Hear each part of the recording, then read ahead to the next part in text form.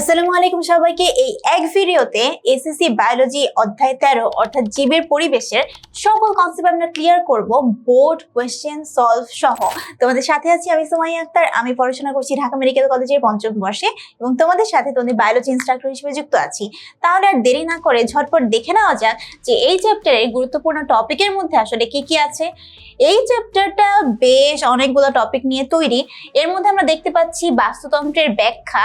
এই জিনিসটা কিন্তু আমাদের সিকিউতে বেশ অনেকবার এসেছে। বাস্তুতন্ত্রের ব্যাখ্যা এখান থেকে সিকিউ অনেকবার এসেছে। তারপর আমরা দেখতে পাচ্ছি খাদ্য শৃঙ্খল এবং খাদ্য জালের ব্যাখ্যা, এখান থেকে সিকিউতে অনেক প্রশ্ন এসেছে। তারপরে আমরা দেখতে পাচ্ছি বাস্তুতন্ত্রের শক্তির প্রবাহ ও পুষ্টি উপাদানের যে সম্পর্কের তুলনা, এখান থেকেও আমরা সিকিউ অনেক পেয়েছি প্রিভিয়াস প্রশ্ন অ্যানালাইসিস করে। শক্তি পিরামিডের ধারণা খুবই ইম্পর্টেন্ট একটা টপিক। সো এর মধ্যে আবার শক্তি পিরামিডে খাদ্য শিকল সীমিত রাখতে যে প্রভাবটা আছে সেখান থেকে কিন্তু এমসিকিউ অনেক এসেছে। সো প্রিভিয়াস সকল প্রশ্ন অ্যানালাইসিস করে আমরা সব থেকে গুরুত্বপূর্ণ টপিকগুলো বেছে নিয়েছি এবং এইগুলো সম্পর্কে তোমাদের অনেক সুন্দর করে আজকে বুঝিয়ে দিব। তাহলে ইনশাল্লাহ যে তোমরা এইসব টপিকগুলো থেকে আসা প্রশ্ন সহজে অ্যান্সার করতে পারবে। সো আমরা আর কথা না বাড়িয়ে চলে যাই আমাদের টপিকগুলো ক্লিয়ার করতে। আমাদের ফার্স্ট টপিক জীবের বংশগতি এবং জৈব অভিব্যক্তি। প্রিভিয়াস প্রশ্নগুলো অ্যানালাইসিস করে আমরা দেখেছি যে বাস্তুতন্ত্রের কনসেপ্ট ক্লিয়ার করার জন্য একদম শুরু থেকেই আমাদের এই জিনিসগুলো সম্পর্কে আইডিয়া রাখতে হয়। তাহলে চলো খুব সহজে শিখে নেই কিভাবে আসলে বাস্তুতন্ত্রের উপাদানগুলোকে আমরা ভাগ করছি, উপাদানগুলো দ্বারা আসলে কি বোঝায় এবং কিভাবে একটা উপাদান আরেকটার সাথে সম্পর্কিত। ফার্স্ট আমরা দেখতে পাচ্ছি বাস্তুতন্ত্রের উপাদানগুলোকে আমরা টোটাল 3টা ভাগে ভাগ করতে পারি। একটা হচ্ছে জড় উপাদান, একটা ভৌত উপাদান, আর একটা হলো জীব উপাদান। এখন জড় উপাদানের মধ্যে আমাদের 2টা ক্যাটাগরিতে ভাগ আছে, একটা হচ্ছে জৈব বস্তু আর একটা হলো অজৈব বস্তু। জৈব বস্তু মানে কি? জৈব বস্তু মানে যারা হচ্ছে উদ্ভিদ অথবা প্রাণী থেকে এসেছে, আর অজৈব বস্তু মানে কি যারা আসলে সিম্পলি উদ্ভিদ বা প্রাণী থেকে আসেনি। তারপরে আছে ভৌত উপাদান। ভৌত উপাদানের মধ্যে সহজ ভাষায় যদি বলতে চাই, আমাদের এই পরিবেশের জিনিসগুলা রিলেটেড, যেমন সূর্যের আলো, সূর্যের তাপমাত্রা, তারপর বায়ু প্রবাহ কেমন আছে, একটা ভূমি এটা সমুদ্র থেকে কত উঁচুতে অথবা কত নিচুতে, এই সব ধরনের জিনিসগুলো আমাদের ভৌত উপাদানের মধ্যে পড়বে। এবং পরবর্তীতে আছে জীব উপাদান, যেটা খুবই একটা ইম্পর্টেন্ট টপিক। জীব উপাদানকে আমরা আবার 3টা ভাগে ভাগ করছি, একটা হচ্ছে উৎপাদক, একটা হলো খাদক, আর একটা হচ্ছে বিয়োজক। তো নর্মাল একটা জিনিস হচ্ছে উৎপাদকের কাজ কি? উৎপাদকের কাজ আমাদের খাবারটাকে উৎপাদন করা। তো খাবার উৎপাদন অ্যাকচুয়ালি কারা করে? আমরা সবাই জানি সবুজ উদ্ভিদ যারা আছে তারাই কিন্তু খাবার উৎপাদন করে। তাহলে সবুজ উদ্ভিদ সালোক সংশ্লেষণ প্রক্রিয়ায় খাবার উৎপাদন করে, ঠিক আছে? তাহলে এরাই কিন্তু আমাদের উৎপাদকের মধ্যে থাকবে। এবার খাদক, খাদককে আমরা 3টা স্তরে ভাগ করছি এবং আরেকটা সর্বোচ্চ খাদক অর্থাৎ চতুর্থ শ্রেণীর খাদকও আমরা বলতে পারি। তো প্রথমত আমরা দেখতে পাচ্ছি যে প্রথম স্তরের খাদক বা তৃণভোজী, অর্থাৎ যারা সরাসরি সবুজ উদ্ভিদকে খেয়ে বেঁচে থাকে তাদেরকে আমরা বলবো প্রথম স্তরের খাদক অথবা তৃণভোজী প্রাণী। এবার দ্বিতীয় স্তরের খাদক। দ্বিতীয় স্তরের খাদক যারা প্রথম স্তরের খাদককে গ্রহণ করে বেঁচে থাকে তাদেরকে আমরা বলবো দ্বিতীয় স্তরের খাদক। এদেরকে আমরা মাংসাশী প্রাণীও বলতে পারি। তৃতীয় স্তরের খাদক কাদেরকে বলবো? খুবই সিম্পল, তোমরা বলো তো। তৃতীয় স্তরের খাদক বলবো যারা দ্বিতীয় স্তরের খাদককে গ্রহণ করে বেঁচে থাকে। এবং সর্বোচ্চ খাদক তাদেরকেই বলবো যারা তৃতীয় স্তরের খাদককে গ্রহণ করে এবং নিজেদের খাদ্যের চাহিদাটাকে যোগান দেয়। তাহলে বিয়োজক কারা? বিয়োজক হচ্ছে পরিবেশের এই সব জিনিসপত্র একটা সময় তো মরে যায়, মরে যাওয়ার পরে এই জিনিসটা কি হয়? মাটির সাথে মিশে যায়। তো মাটির সাথে কিভাবে মিশে যাচ্ছে? মাটির সাথে মিশে যাওয়ার জন্য এই বিয়োজকগুলো আমাদেরকে হেল্প করছে। বিয়োজকগুলো প্রত্যেকটা প্রাণীর উপাদানগুলোকে একদম ডিকম্পোজ করে মাটির সাথে মিশিয়ে দেয়। তাহলে এইটা আমরা বেসিক কনসেপ্টটা বুঝে ফেললাম। এখন আমরা ভিতরে একটু বিস্তারিত দেখি। আমরা দেখতে পাচ্ছি অজৈব বস্তুর মধ্যে কি কি এক্সাম্পল আছে। খুবই সহজ, আমরা জানি যে অজৈব পদার্থ বলতে যা বুঝি আমরা নর্মালি সেই জিনিসগুলাই এখানে আছে, যে পানি, বায়ু, মাটির খনিজ উপাদান যেমন ক্যালসিয়াম, পটাশিয়াম, লৌহ, nitrogen, oxygen, carbon die oxide, যে কোনো কিছু এখান থেকে দিয়ে তোমাকে কিন্তু এমসিকিউতে প্রশ্ন দিয়ে দিতে পারে যে বলো তো নিচের কোনটা অজৈব বস্তুর মধ্যে পড়ে। এবং এই অজৈব বস্তুটা জীবের উদ্ভবের আগেই কিন্তু পরিবেশে ছিল, জীবের উদ্ভবের সাথে এর সম্পর্ক নাই, বরং ওরা আগে থেকেই পরিবেশে ছিল। তারপরে আসি আমাদের জৈব বস্তু। তো জৈব বস্তুর কনসেপ্টটা কি? এটা হচ্ছে উদ্ভিদ এবং প্রাণী, অর্থাৎ জীব, উদ্ভিদ এবং প্রাণী থেকে আমরা যা পাবো সেটাই হচ্ছে জৈব বস্তু। উদ্ভিদ এবং প্রাণীর বর্জ্য পদার্থ এবং মৃতদেহ থেকে যা পাবো সেটাই হচ্ছে আমাদের জৈব বস্তু। এবং এই জৈব বস্তুই কিন্তু মাটির পুষ্টির জন্য উপকারী, মাটিকে উর্বর করতে হেল্প করে। তোমরা অনেকেই তো আসলে গাছপালা পছন্দ করো, তো গাছ যাতে ঠিকমতো বৃদ্ধি পায় এই জন্য আমরা কি করি, আমরা বিভিন্ন সার দেই। এই সারগুলোর উপাদান কি হয়? এসব জৈব বস্তু। অনেকে দেখবা হচ্ছে খাবারের যে অংশগুলো থাকে সেই অংশগুলোকে একটা ডাস্টবিনে জমায় তারপর সার বানায়, সেই সার পরবর্তীতে গাছপালার সাথে মিশিয়ে দেয়। তো এই জিনিসগুলো কি করে? এগুলো হচ্ছে মাটিকে উর্বর করে। তারপরে আমরা দেখতে পাচ্ছি যে ভৌত উপাদান। আমি অলরেডি বলেছি ভৌত উপাদানের মধ্যে কি আছে, খুবই সিম্পল, আশেপাশে তাকালে যা দেখতে পাই জীব বাদে, ঠিক আছে। সূর্যালোকের পরিমাণ, সূর্যালোক আমাদের কতটুকু তাপমাত্রা দিচ্ছে, বায়ুতে জলীয় বাষ্পের পরিমাণটা কেমন, বায়ু কি বেশি প্রবাহ হচ্ছে নাকি কম প্রবাহ হচ্ছে, তারপরে মাটির গভীরতাটা কত, সমুদ্র পৃষ্ঠ থেকে এর উচ্চতাটা কত, কোনো একটা এলাকার আবহাওয়া কেমন, জলবায়ু কেমন, এই জিনিসগুলো হচ্ছে ভৌত উপাদানের মধ্যে পড়বে। এবার আসি জীবজ উপাদান। জীবজ উপাদানের মধ্যে আমরা দেখতে পাচ্ছি যে ফার্স্টে এখানে হচ্ছে প্রোডিউসার, অর্থাৎ উৎপাদক। উৎপাদক খাদ্য উৎপাদন করে, তারপর সেই খাবার খায় প্রাইমারি কনজিউমার অথবা প্রথম স্তরের খাদক। দ্বিতীয় স্তরের খাদক কি করে? এই যে পাখি দেখো ঘাস ফড়িংকে খেয়ে ফেলে, তাই না? তাহলে এটা হচ্ছে দ্বিতীয় স্তরের খাদক। সাপ আবার কি করে? পাখিকে খেয়ে ফেলতে পারে, তাহলে সাপ হচ্ছে টারশিয়ারি কনজিউমার। আবার ঈগল পাখি ও এসে কি করে? সাপকে ছোবল মেরে খেয়ে ফেলতে পারে, তাহলে এটা হচ্ছে আমাদের টারশিয়ারি কনজিউমারকে যে খাচ্ছে, ঠিক আছে। তাহলে ওকে আমরা কিন্তু সর্বোচ্চ স্তরের খাদক এখানে বলতে পারি। আলটিমেটলি কি হচ্ছে, এই সবাই তো এক সময় মরে যাবে, মরে যাওয়ার পরে মাটিতে মিশিয়ে দেওয়ার জন্য আমাদের লাগবে ডিকম্পোজার। ডিকম্পোজার যখন এই সব উপাদানগুলোকে আবার মাটিতে মিশিয়ে দিল, সেই উপাদানগুলোকে ব্যবহার করে উদ্ভিদ বেঁচে থাকছে, সেই উপাদানকে ব্যবহার করে উদ্ভিদ আলটিমেটলি খাবার তৈরি করছে সূর্যালোকের উপস্থিতিতে। তাহলে এটা আমরা বুঝে ফেললাম। এবার উৎপাদকে দেখো, আমরা এইটাই মনে রাখবো যে উৎপাদক মানে হচ্ছে সবুজ উদ্ভিদ। এবং সবুজ উদ্ভিদ কি করে? সবুজ উদ্ভিদ হচ্ছে কার্বন ডাই অক্সাইড এবং মাটি থেকে যে পানি আসে ক্লোরোফিলের সহায়তায় সেখান থেকে শর্করা জাতীয় খাবার প্রস্তুত করে এবং উপজাত হিসেবে অক্সিজেন ত্যাগ করে।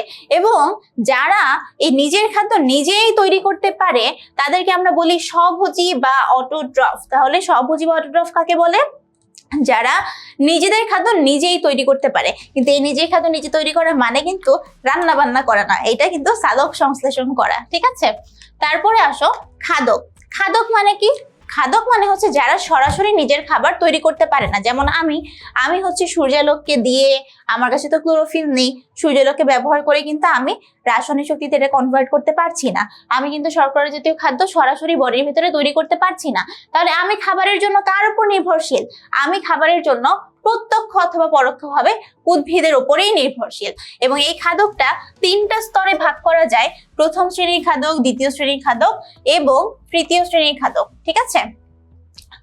এখন দেখো প্রথম শ্রেণীর খাদক যারা উদ্ভিদকে খেয়ে বেঁচে থাকে, তাহলে এদের নাম কি? উদ্ভিদভোজী, বা ইংলিশে আমরা বলি হার্বিভোরাস।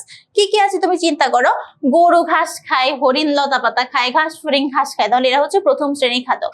দ্বিতীয় শ্রেণীর খাদককে আমরা বলছি কার্নিভোরাস, ঠিক আছে।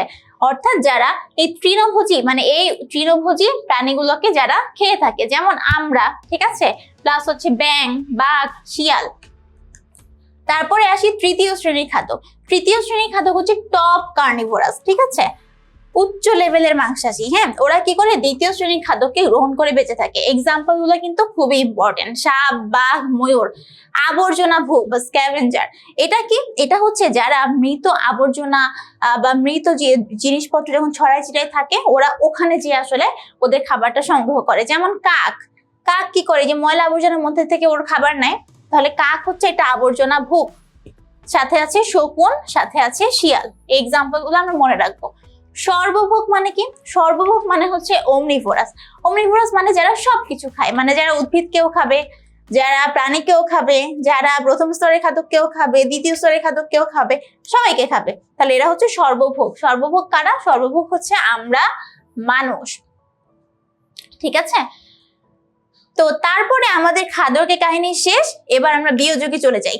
ইংলিশ নামটা আমরা সবাই একটু মনোযোগ দিয়ে দেখবো যে বিয়োজক এর ইংলিশ কি? ডিকম্পোজার। বিয়োজকের মধ্যে এক্সাম্পলটা মনে রাখবো যে আমরা সবাই জানি যে ব্যাকটেরিয়া এবং ছত্রাক যে কোনো কিছু পচাতে হেল্প করে। তাহলে মৃতদেহ এবং বর্জ্য পদার্থকে পচিয়ে মাটিতে আবার উপাদানগুলো ফিরিয়ে দেওয়াই হচ্ছে আমাদের ডিকম্পোজারের কাজ। ঠিক আছে, তাহলে এই ডিকম্পোজার যে মাটির উপাদানগুলো মাটিকে ফিরিয়ে দিলে আমার লাভ কি? মাটি উর্বর হলো। মাটি উর্বর হলে লাভ কি? মাটি উর্বর হলে লাভ হচ্ছে আবার আমার সেই ফটোসিনথেসিসকারী যে উদ্ভিদ ওরা বেড়ে উঠতে পারবে, ওদের কাজকর্মের জন্য ওরা যথাযথ খনিজ লবণগুলো পাবে।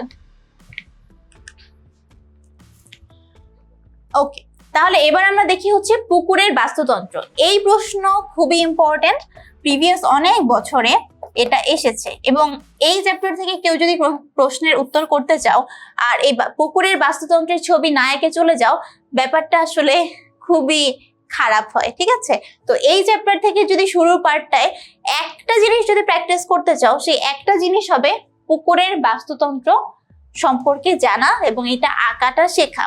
এখন দেখো, নর্মালি বিভিন্ন জায়গার বাস্তুতন্ত্র কিন্তু বিভিন্ন রকম হয়। স্থল যেই জায়গাগুলো আছে সেখানে বাস্তুতন্ত্রটা এক এক রকম, আবার জলজের ক্ষেত্রে ভিন্ন রকম, পুকুরের ক্ষেত্রে একরকম, নদীর ক্ষেত্রে একরকম, সমুদ্রের ক্ষেত্রে একরকম। এখন পুকুরের ক্ষেত্রে আসলে ব্যাপারটা কি হয় দেখো, পুকুরের ক্ষেত্রে আমার কি কি লাগবে? সেই সেম জিনিসগুলো কিন্তু লাগবে। অর্থাৎ কি? আমার উৎপাদক লাগবে, আমার খাদক লাগবে, আমার বিয়োজক লাগবে। তো প্রথমে আমরা এখানে কি করছি? আমরা কিন্তু এখানে মাটিটা, কাদা মাটিটাকে দেখিয়ে দিয়েছি। এরপর আমার লাগবে হচ্ছে উৎপাদক।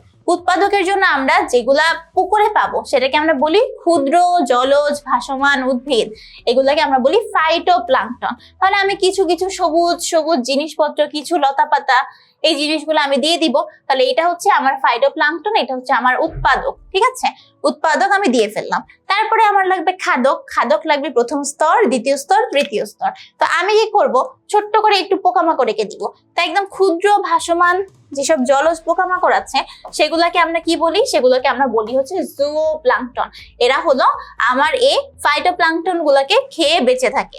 তারপরে একটু ছোট্ট করে একটা মাছ দিব, সেটা হচ্ছে দ্বিতীয় স্তরের খাদক, যারা এই প্রথম স্তরের খাদককে খেয়ে বেঁচে থাকে। তারপরে আসছে আর একটা বড় মাছ দিব, যেটা আমার তৃতীয় স্তরের খাদক, যারা আলটিমেটলি আমার দ্বিতীয় স্তরের খাদককে খেয়ে বেঁচে থাকে। এরপরে দেখো, সবকিছু বিয়োজন করার জন্য আমার কি লাগবে? আমার লাগবে বিয়োজক। তো বিয়োজকের জন্য আমি কিছু ভাইরাস, ব্যাকটেরিয়া এইগুলো এখানে টাচ করে এঁকে দিলাম। আর এইখানে যে আমার উৎপাদক খাদ্য উৎপাদন করবে, সেই জন্য ও শক্তিটা কোথায় পাবে? সূর্যালোক থেকে। তাহলে আমরা কিন্তু এই চিত্রে একটা কমন ভুল করি, আমরা সবকিছু এসে মানে আঁকিয়ে চলে আসি, কিন্তু আমরা সূর্যালোকটা দেই না। তো সূর্যালোক না থাকলে তো আসলে প্রোডিউসার খাবার প্রোডিউসই করতে পারবে না, তাহলে খাদক আর কি খাবে, তাই না? আরেকটা জিনিস আমরা দিতে ভুল করি, সেটা হচ্ছে বিয়োজক। তাহলে আমরা একটু গুনে গুনে দিব সব। ঠিক আছে, যে আমি একটা পুকুরের বাস্তুতন্ত্র আঁকতে চাচ্ছি, আমার তো কি কি লাগবে? আমার লাগবে হচ্ছে উৎপাদক, খাদক, বিয়োজক। আর উৎপাদকের খাবার তৈরি করার জন্য আমার কি লাগবে? আমার হচ্ছে সৌরশক্তি লাগবে। তাহলে আমি সূর্যটা আগে দিয়ে দিব, তারপর কিছু ফাইটোপ্লাঙ্কটন আঁকবো, তারপর তিনটা ক্যাটাগরির আমি খাদক আঁকবো, একটা ছোট, আর একটু বড়, আরো একটু বড়। প্রথম স্তরের খাদক, দ্বিতীয় স্তরের খাদক, তৃতীয় স্তরের খাদক, এবং সব শেষে এই সবগুলোকে বিয়োজন করার জন্য আমি কিছু বিয়োজক দিতে ভুলবো না। তাহলে এই জিনিসটা কিন্তু খুবই ইম্পর্টেন্ট এবং আমাদের সিকিউ এর জন্য শতভাগ গুরুত্বপূর্ণ। ঠিক আছে, আচ্ছা, তো পুকুরের বাস্তুতন্ত্র আমি তো বললাম যে বিভিন্ন জায়গা ভেদে আসলে উৎপাদক, খাদক, বিয়োজক এগুলো ভিন্ন ভিন্ন রকমের হয়ে থাকে। এখন পুকুরের বাস্তুতন্ত্রের ক্ষেত্রে আমার উৎপাদক হিসেবে কারা কাজ করবে? তো তোমাদেরকে হরহামেশা একটা সংজ্ঞা জিজ্ঞাসা করা হয় পরীক্ষায়, যে ফাইটোপ্লাঙ্কটন কাকে বলে? তো ফাইটোপ্লাঙ্কটন কি? পানিতে ভাসমান ক্ষুদ্র উদ্ভিদ যেগুলো আছে এটাকে বলা হয় ফাইটোপ্লাঙ্কটন। ফাইটোপ্লাঙ্কটনই হচ্ছে আমার এই পুকুরের বাস্তুতন্ত্রের ক্ষেত্রে উৎপাদক হিসেবে কাজ করে। তো ফাইটোপ্লাঙ্কটন ছাড়া আর কিছু আছে? আরো আছে, সেটা হচ্ছে ছোট ছোট কিছু শৈবাল জাতীয় উদ্ভিদ। ওরা কি করবে? ওদের কাজই হচ্ছে, যেহেতু ওরা উৎপাদক, ওরা অবশ্যই খাদ্য তৈরি করবে। আর খাদ্য তৈরি করতে গেলে ওরা অটোমেটিক্যালি কিন্তু উপজাত হিসেবে অক্সিজেনটা তৈরি করে ফেলবে। এবার দেখি প্রথম স্তরের খাদকের মধ্যে পুকুরের বাস্তুতন্ত্রে কি আছে। এখন একটা ব্যাপার হচ্ছে, তুমি কিন্তু চাইলেই তোমার ইচ্ছা মতো যে কোনো পোকামাকড় মাছের নাম এখানে লিখে দিতে পারবে না। এখানে কিন্তু তোমার বইটাকে ফলো করতে হবে এবং বই অনুযায়ী এই প্রথম স্তরের খাদকের এক্সাম্পল গুলো তোমাকে মনে রাখতে হবে। এটা এমসিকিউর ক্ষেত্রেও এই বই অনুযায়ী দেখাতে হবে, সিকিউর ক্ষেত্রেও বই অনুযায়ী লিখতে হবে। ঠিক আছে, এখানে আসলে নিজের সৃজনশীলতা দিয়ে ভুল জিনিসপত্র লেখা যাবে না। তো ফাইটোপ্লাঙ্কটন গেল। তো প্রথম স্তরের খাদক হচ্ছে এই ফাইটোপ্লাঙ্কটনের উপর নির্ভরশীল। তো এখানে আরেকটা টার্ম আছে জুওপ্লাঙ্কটন। ঠিক আছে, জুওপ্লাঙ্কটন মানে কি, ভাসমান থাকবে, ক্ষুদ্র থাকবে, বাট এরা হচ্ছে প্রাণী। যেমন কি হতে পারে, মশার শুক কীট থাকতে পারে। আরো কি আছে প্রথম স্তরের খাদকের মধ্যে, রুই, কাতলা, এসব মাছ। এরা কি করে, নিজেরা খাদ্য তৈরি করতে পারে না, বাট এরা সরাসরি উৎপাদককে খেয়ে বেঁচে থাকে। নিজেরা খাদ্য তৈরি করতে পারে না, সরাসরি উৎপাদককে খেয়ে বেঁচে থাকে। তারপরে আসি দ্বিতীয় স্তরের খাদক। ওরা কি করে সবাই বলো? ওরা কিন্তু প্রথম স্তরের খাদ্যকে খেয়ে বেঁচে থাকে। ওদের এক্সাম্পল কি? ছোট মাছ, জলজ পতঙ্গ, ব্যাঙ। ঠিক আছে, তৃতীয় স্তরের খাদক কি? যারা দ্বিতীয় স্তরের খাদককে খেয়ে বেঁচে থাকে। এগুলা কি? বড় বড় মাছ, যেমন শোল, বোয়াল, ভেটকি, বক, চিংড়ি, এগুলা। ঠিক আছে, এই জিনিসগুলো কিন্তু আমরা একটু বই অনুসারে মেনটেন করে লিখবো। তারপরে আসি বিয়োজক। বিয়োজক তো আমরা অলরেডি পড়ে ফেলেছি, যে ছত্রাক, ব্যাকটেরিয়া, এইসব হচ্ছে আমার বিয়োজকের এক্সাম্পল। ওদের কাজ কি? ওদের কাজ হচ্ছে মৃত প্রাণী উদ্ভিদকে পচিয়ে জৈব অজৈব পদার্থ তৈরি করা। তো এই পদার্থগুলো কিন্তু আলটিমেটলি আমার উৎপাদক যারা আছে তারা ব্যবহার করবে। তাহলে এখানে আমরা সংক্ষেপে পুকুরের বাস্তুতন্ত্রের উপাদানগুলো কি সেটা লিখে দিয়েছি। দেখো, জড় উপাদানের মধ্যে কি কি আছে? পানি, সূর্যালোক, carbon die oxide, oxygen, calcium, phosphorus, কাদা। উৎপাদকে আছে ফাইটোপ্লাঙ্কটন, জলজ উদ্ভিদ। প্রথম স্তরের খাদ্য কি? জুওপ্লাঙ্কটন, রুই, কাতলা। দ্বিতীয় স্তরে আছে ছোট মাছ, ব্যাঙ। আর তৃতীয় স্তরের খাদ্যকে আছে বোয়াল, শোল, ভেটকি, বক।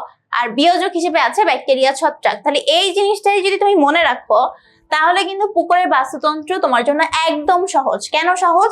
কারণ তুমি তো জানো উৎপাদককে যে নিজের খাবার সূর্যালোকের উপস্থিতিতে নিজেই তৈরি করতে পারে। তুমি জানো খাদককে যে নিজের খাবার নিজে তৈরি করতে পারে না, বরং ও খাবারের জন্য প্রত্যক্ষ অথবা পরোক্ষভাবে সবুজ উদ্ভিদের উপর নির্ভরশীল। তারপরে আমি জানি প্রথম শ্রেণীর খাদক কি, দ্বিতীয় শ্রেণীর খাদক কাকে বলে, তৃতীয় শ্রেণীর খাদক কাকে বলে, আমি জানি বিয়োজক কাকে বলে। তা আমার দরকার কি? বই অনুসারে আমার এক্সাম্পল গুলো জানা দরকার।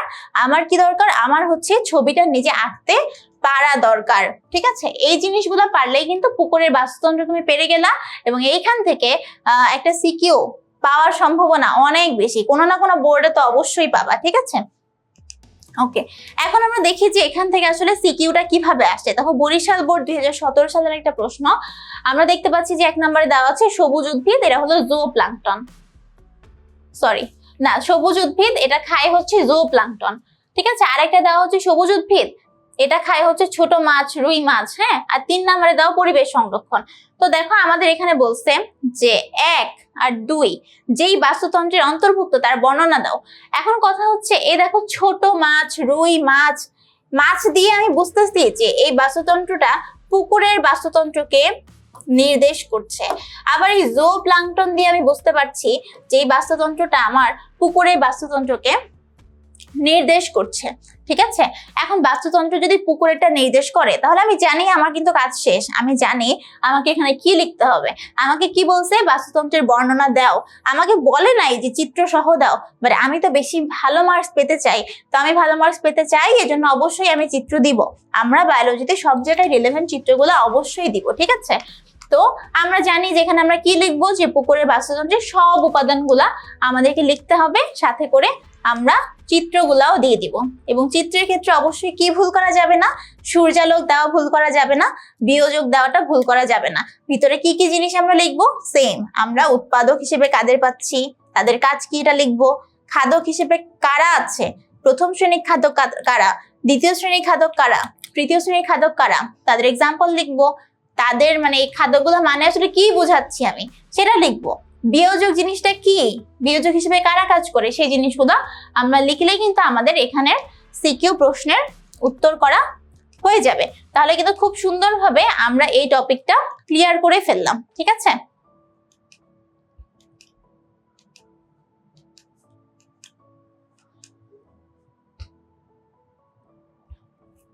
ওকে। তাহলে আমাদের পুকুরে বাস্তুতন্ত্র এবং বাস্তুতন্ত্রের প্রাথমিক ধারণাটা দেওয়া শেষ হয়ে গিয়েছে। এখন আমাদের সেকেন্ড টপিক হচ্ছে বাস্তুতন্ত্রের পুষ্টি প্রবাহ এবং শক্তি প্রবাহ। প্রিভিয়াস বছরের প্রশ্ন অ্যানালাইসিস করে আমরা দেখেছি বাস্তুতন্ত্রে পুষ্টি প্রবাহ এবং শক্তি প্রবাহ এই কনসেপ্টটা থেকে অনেক এমসিকিউ এসেছে এবং অনেক সিকিউ এসেছে। তাহলে আমরা দেখি নেই কিভাবে সহজে এই টপিকটা আয়ত্ত করা যায়। পুষ্টির প্রবাহ আর শক্তির প্রবাহ মানে কি? মানে এই শক্তিটা আসলে কোথা থেকে তৈরি হচ্ছে, এরপরে কে পাচ্ছে, তারপরে কে পাচ্ছে, তারপরে কে পাচ্ছে, তারপরে কে পাচ্ছে। তোমরা দেখো আমাদের সকল শক্তির উৎস হচ্ছে সূর্য। সূর্যের আলোকে ব্যবহার করে আসলে এই সৌর শক্তিটাকে রাসায়নিক শক্তিতে কনভার্ট করে কে? কনভার্ট করে উৎপাদক। উৎপাদক মানে কি? আমরা জানি সেই সবুজ উদ্ভিদ, সেই সবুজ উদ্ভিদ। এই উৎপাদক থেকে আমার এই যে শক্তিটা এটা কোথায় যায়? এটা যেতে পারে তৃণভোজী প্রাণীর কাছে, প্লাস এই উৎপাদক নিজেও তো শ্বসন করে। দিবারাত্রি 24 ঘন্টা উদ্ভিদ প্রাণী উভয়ের ভেতরে শ্বসন কার্য চলে। তাহলে এই শক্তিটা কোথায় যাচ্ছে? এখানে আমার যে শক্তি আমি পাচ্ছি তার কিছু অংশ উদ্ভিদের নিজের শ্বসনে ক্ষয় হয়ে যাচ্ছে, এর কিছু অংশ তৃণভোজী প্রাণী উদ্ভিদকে গ্রহণ করার মাধ্যমে নিয়ে নিচ্ছে, এবং কিছু অংশ আসলে গাছপালা যখন মরে যায় তখন বিয়োজক দ্বারা বিয়োজিত হয়ে যায়। বিয়োজক যখন বিয়োজন করে, বিয়োজন করার পরে ও কোথায় দিবে বলো? ও কিন্তু পুষ্টি ভান্ডারে এটাকে দিয়ে দিবে। পুষ্টি ভান্ডার মানে কি? মানে হচ্ছে মাটিতে এই জিনিসগুলোকে ছড়াই দিবে। তাহলে দেখো বিয়োজক থেকে যে পুষ্টি সেটা কিন্তু আমি পুষ্টি ভান্ডারে মানে মাটিতে আবার পেয়ে যাচ্ছি। তাহলে এই বরাবর গেলে আসলে কি হয়? তৃণভোজী প্রাণী তো আমার উৎপাদক থেকে শক্তিটা নিল, পরবর্তীতে মাংসাশী প্রাণী কি করবে? মাংসাশী প্রাণী কি করবে? এই তৃণভোজী প্রাণী থেকে এই শক্তিটা পাবে। এখন এই মাংসাশী প্রাণীও তো একসময় মরে যাবে, সবকিছুই তো মৃত্যু দেখবে, তাই না? তাহলে এই মাংসাশী প্রাণী যখন মরে যাবে এইখান থেকেও কিন্তু বিয়োজক এই শক্তি উপাদানগুলো যা অবশিষ্ট থাকবে সেটাকে আবার পুষ্টি ভান্ডারে দিয়ে দিবে।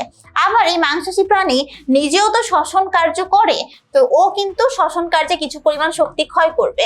আবার এই তৃণভোজী প্রাণী ও কিন্তু শ্বসন কার্যে কিছু শক্তি ক্ষয় করবে। আবার এই তৃণভোজী প্রাণী যদি মরে যায় তখনও কিন্তু ও বিয়োজক দ্বারা বিয়োজিত হয়ে যাবে। তো খুব সিম্পলি যদি বলি আমার বিষয়টা কেমন দাঁড়াচ্ছে বলতো? আমার বিষয়টা দাঁড়াচ্ছে, দেখাই তোমাদের, দাঁড়াও।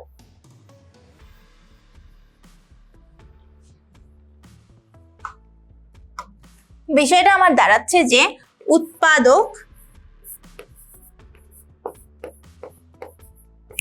ও কি করবে? ও হচ্ছে সূর্যালোক থেকে শক্তি বা পুষ্টি যাই বলো সেই জিনিসটা গ্রহণ করবে।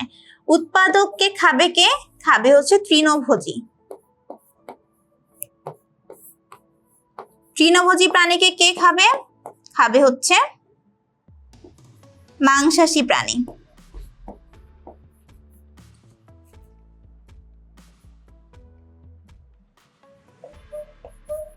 মাংসাশী প্রাণী, ঠিক আছে? খেলো। এখন তুমি চিন্তা করবা যে উৎপাদকের ক্ষেত্রেও ওর দুইটা কাজ করতেই হবে।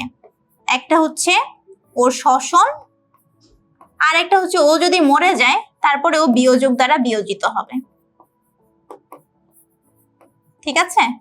তো এই সেম কাজটা উৎপাদকের ক্ষেত্রেও প্রযোজ্য, তৃণভোজীর ক্ষেত্রেও প্রযোজ্য, মাংসাশীর ক্ষেত্রেও প্রযোজ্য। তো এখান থেকে আলটিমেটলি বিয়োজক কি করবে? বিয়োজক শক্তিগুলোকে নিয়ে মাটিতে আবার ফিরাই দিবে। এই মাটিতে যে ফিরাই দেওয়ার বিষয়টা সেটাকে আমরা বলতেছি পুষ্টি ভান্ডার, ঠিক আছে? তাহলে আমরা নরমালি চিন্তা করব যে সূর্যালোক থেকে শক্তিটা পাবে উৎপাদক, উৎপাদক থেকে যাবে তৃণভোজী প্রাণীতে, তৃণভোজী প্রাণী থেকে যাবে মাংসাশী প্রাণীতে। আর কি হতে পারে? উৎপাদক নিজে মরে যাওয়ার পর বিয়োজিত হবে, উৎপাদক নিজে শ্বসন কার্যে কিছু শক্তি ব্যয় করবে। সেম কথা তৃণভোজীর ক্ষেত্রেও, তৃণভোজী নিজে কিছুটা শ্বসন কাজে ব্যয় করবে, তৃণভোজী মরে গেলে বিয়োজক দ্বারা বিয়োজিত হবে। সেম কথা মাংসাশী প্রাণীর ক্ষেত্রেও, মাংসাশী প্রাণী নিজে শ্বসনে কিছুটা ইউজ করবে, আবার মাংসাশী প্রাণী মরে গেলে ও বিয়োজক দ্বারা বিয়োজিত হবে। বিয়োজক থেকে আলটিমেটলি সবকিছুর গন্তব্য কোথায়? পুষ্টি ভান্ডারে। আশা করি তোমরা শক্তির প্রবাহ চিত্রটা বুঝতে পেরেছো। এখন দেখি আমরা এটার যা বুঝলাম সেটার লিখিত ফর্মটা একটু দেখি। পুষ্টি প্রবাহ, তাহলে একদম প্রথমে উদ্ভিদ কি করে? অজৈব পদার্থ গ্রহণ করে এবং সালোক সংশ্লেষণ প্রক্রিয়ার মাধ্যমে খাবার তৈরি করে। এই খাবারটা কে খায়? তৃণভোজী প্রাণী উদ্ভিদকে খায় এবং পরবর্তীতে মাংসাশী প্রাণী তৃণভোজী প্রাণীকে খায়। ঠিক আছে? জীবের যখন মৃত্যু হয় তখন সবগুলাকেই এই বিয়োজকরা পচিয়ে আবার অজৈব পদার্থে রূপান্তর করে। ঠিক আছে? উদ্ভিদ পরবর্তীতে আবার সেই অজৈব পদার্থ গ্রহণ করে খাদ্য তৈরি করে। এভাবে পুষ্টি চক্রাকারে বাস্তুতন্ত্রে প্রবাহিত হয়। মানে এরকম আমি বলতে পারি যে অজৈব বস্তু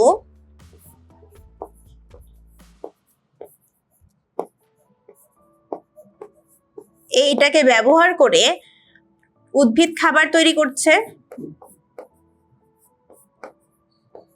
খাদ্য প্রস্তুত করছে। তৃণভোজী প্রাণী উদ্ভিদকে খাচ্ছে। ঠিক আছে? আবার মাংসাশী প্রাণী তৃণভোজীকে খাচ্ছে। ঠিক আছে? তারপরে কি হচ্ছে? আলটিমেটলি সবার ফেট কোথায়? সবার ফেট হচ্ছে বিয়োজক পদার্থ দ্বারা বিয়োজিত হওয়া।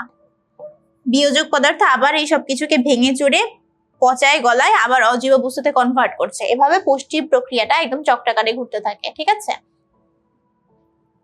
তাহলে আমরা পুষ্টি কিভাবে চক্রাকারে ঘোরে এবং বাস্তুতন্ত্রে এটার প্রভাবটা কেমন এই জিনিসটা বুঝতে পারলাম।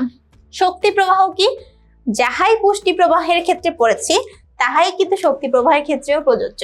তাহলে আমরা দেখব যে প্রকৃতিতে শক্তির প্রধান উৎস কোনটা? প্রধান উৎস হচ্ছে সূর্য। এবং এই সালোক সংশ্লেষণের মাধ্যমে সবুজ উদ্ভিদ এই প্রধান শক্তির উৎস থেকে মাত্র কত % শক্তি ব্যবহার করতে পারে জানো? মাত্র 2% শক্তি ব্যবহার করতে পারে।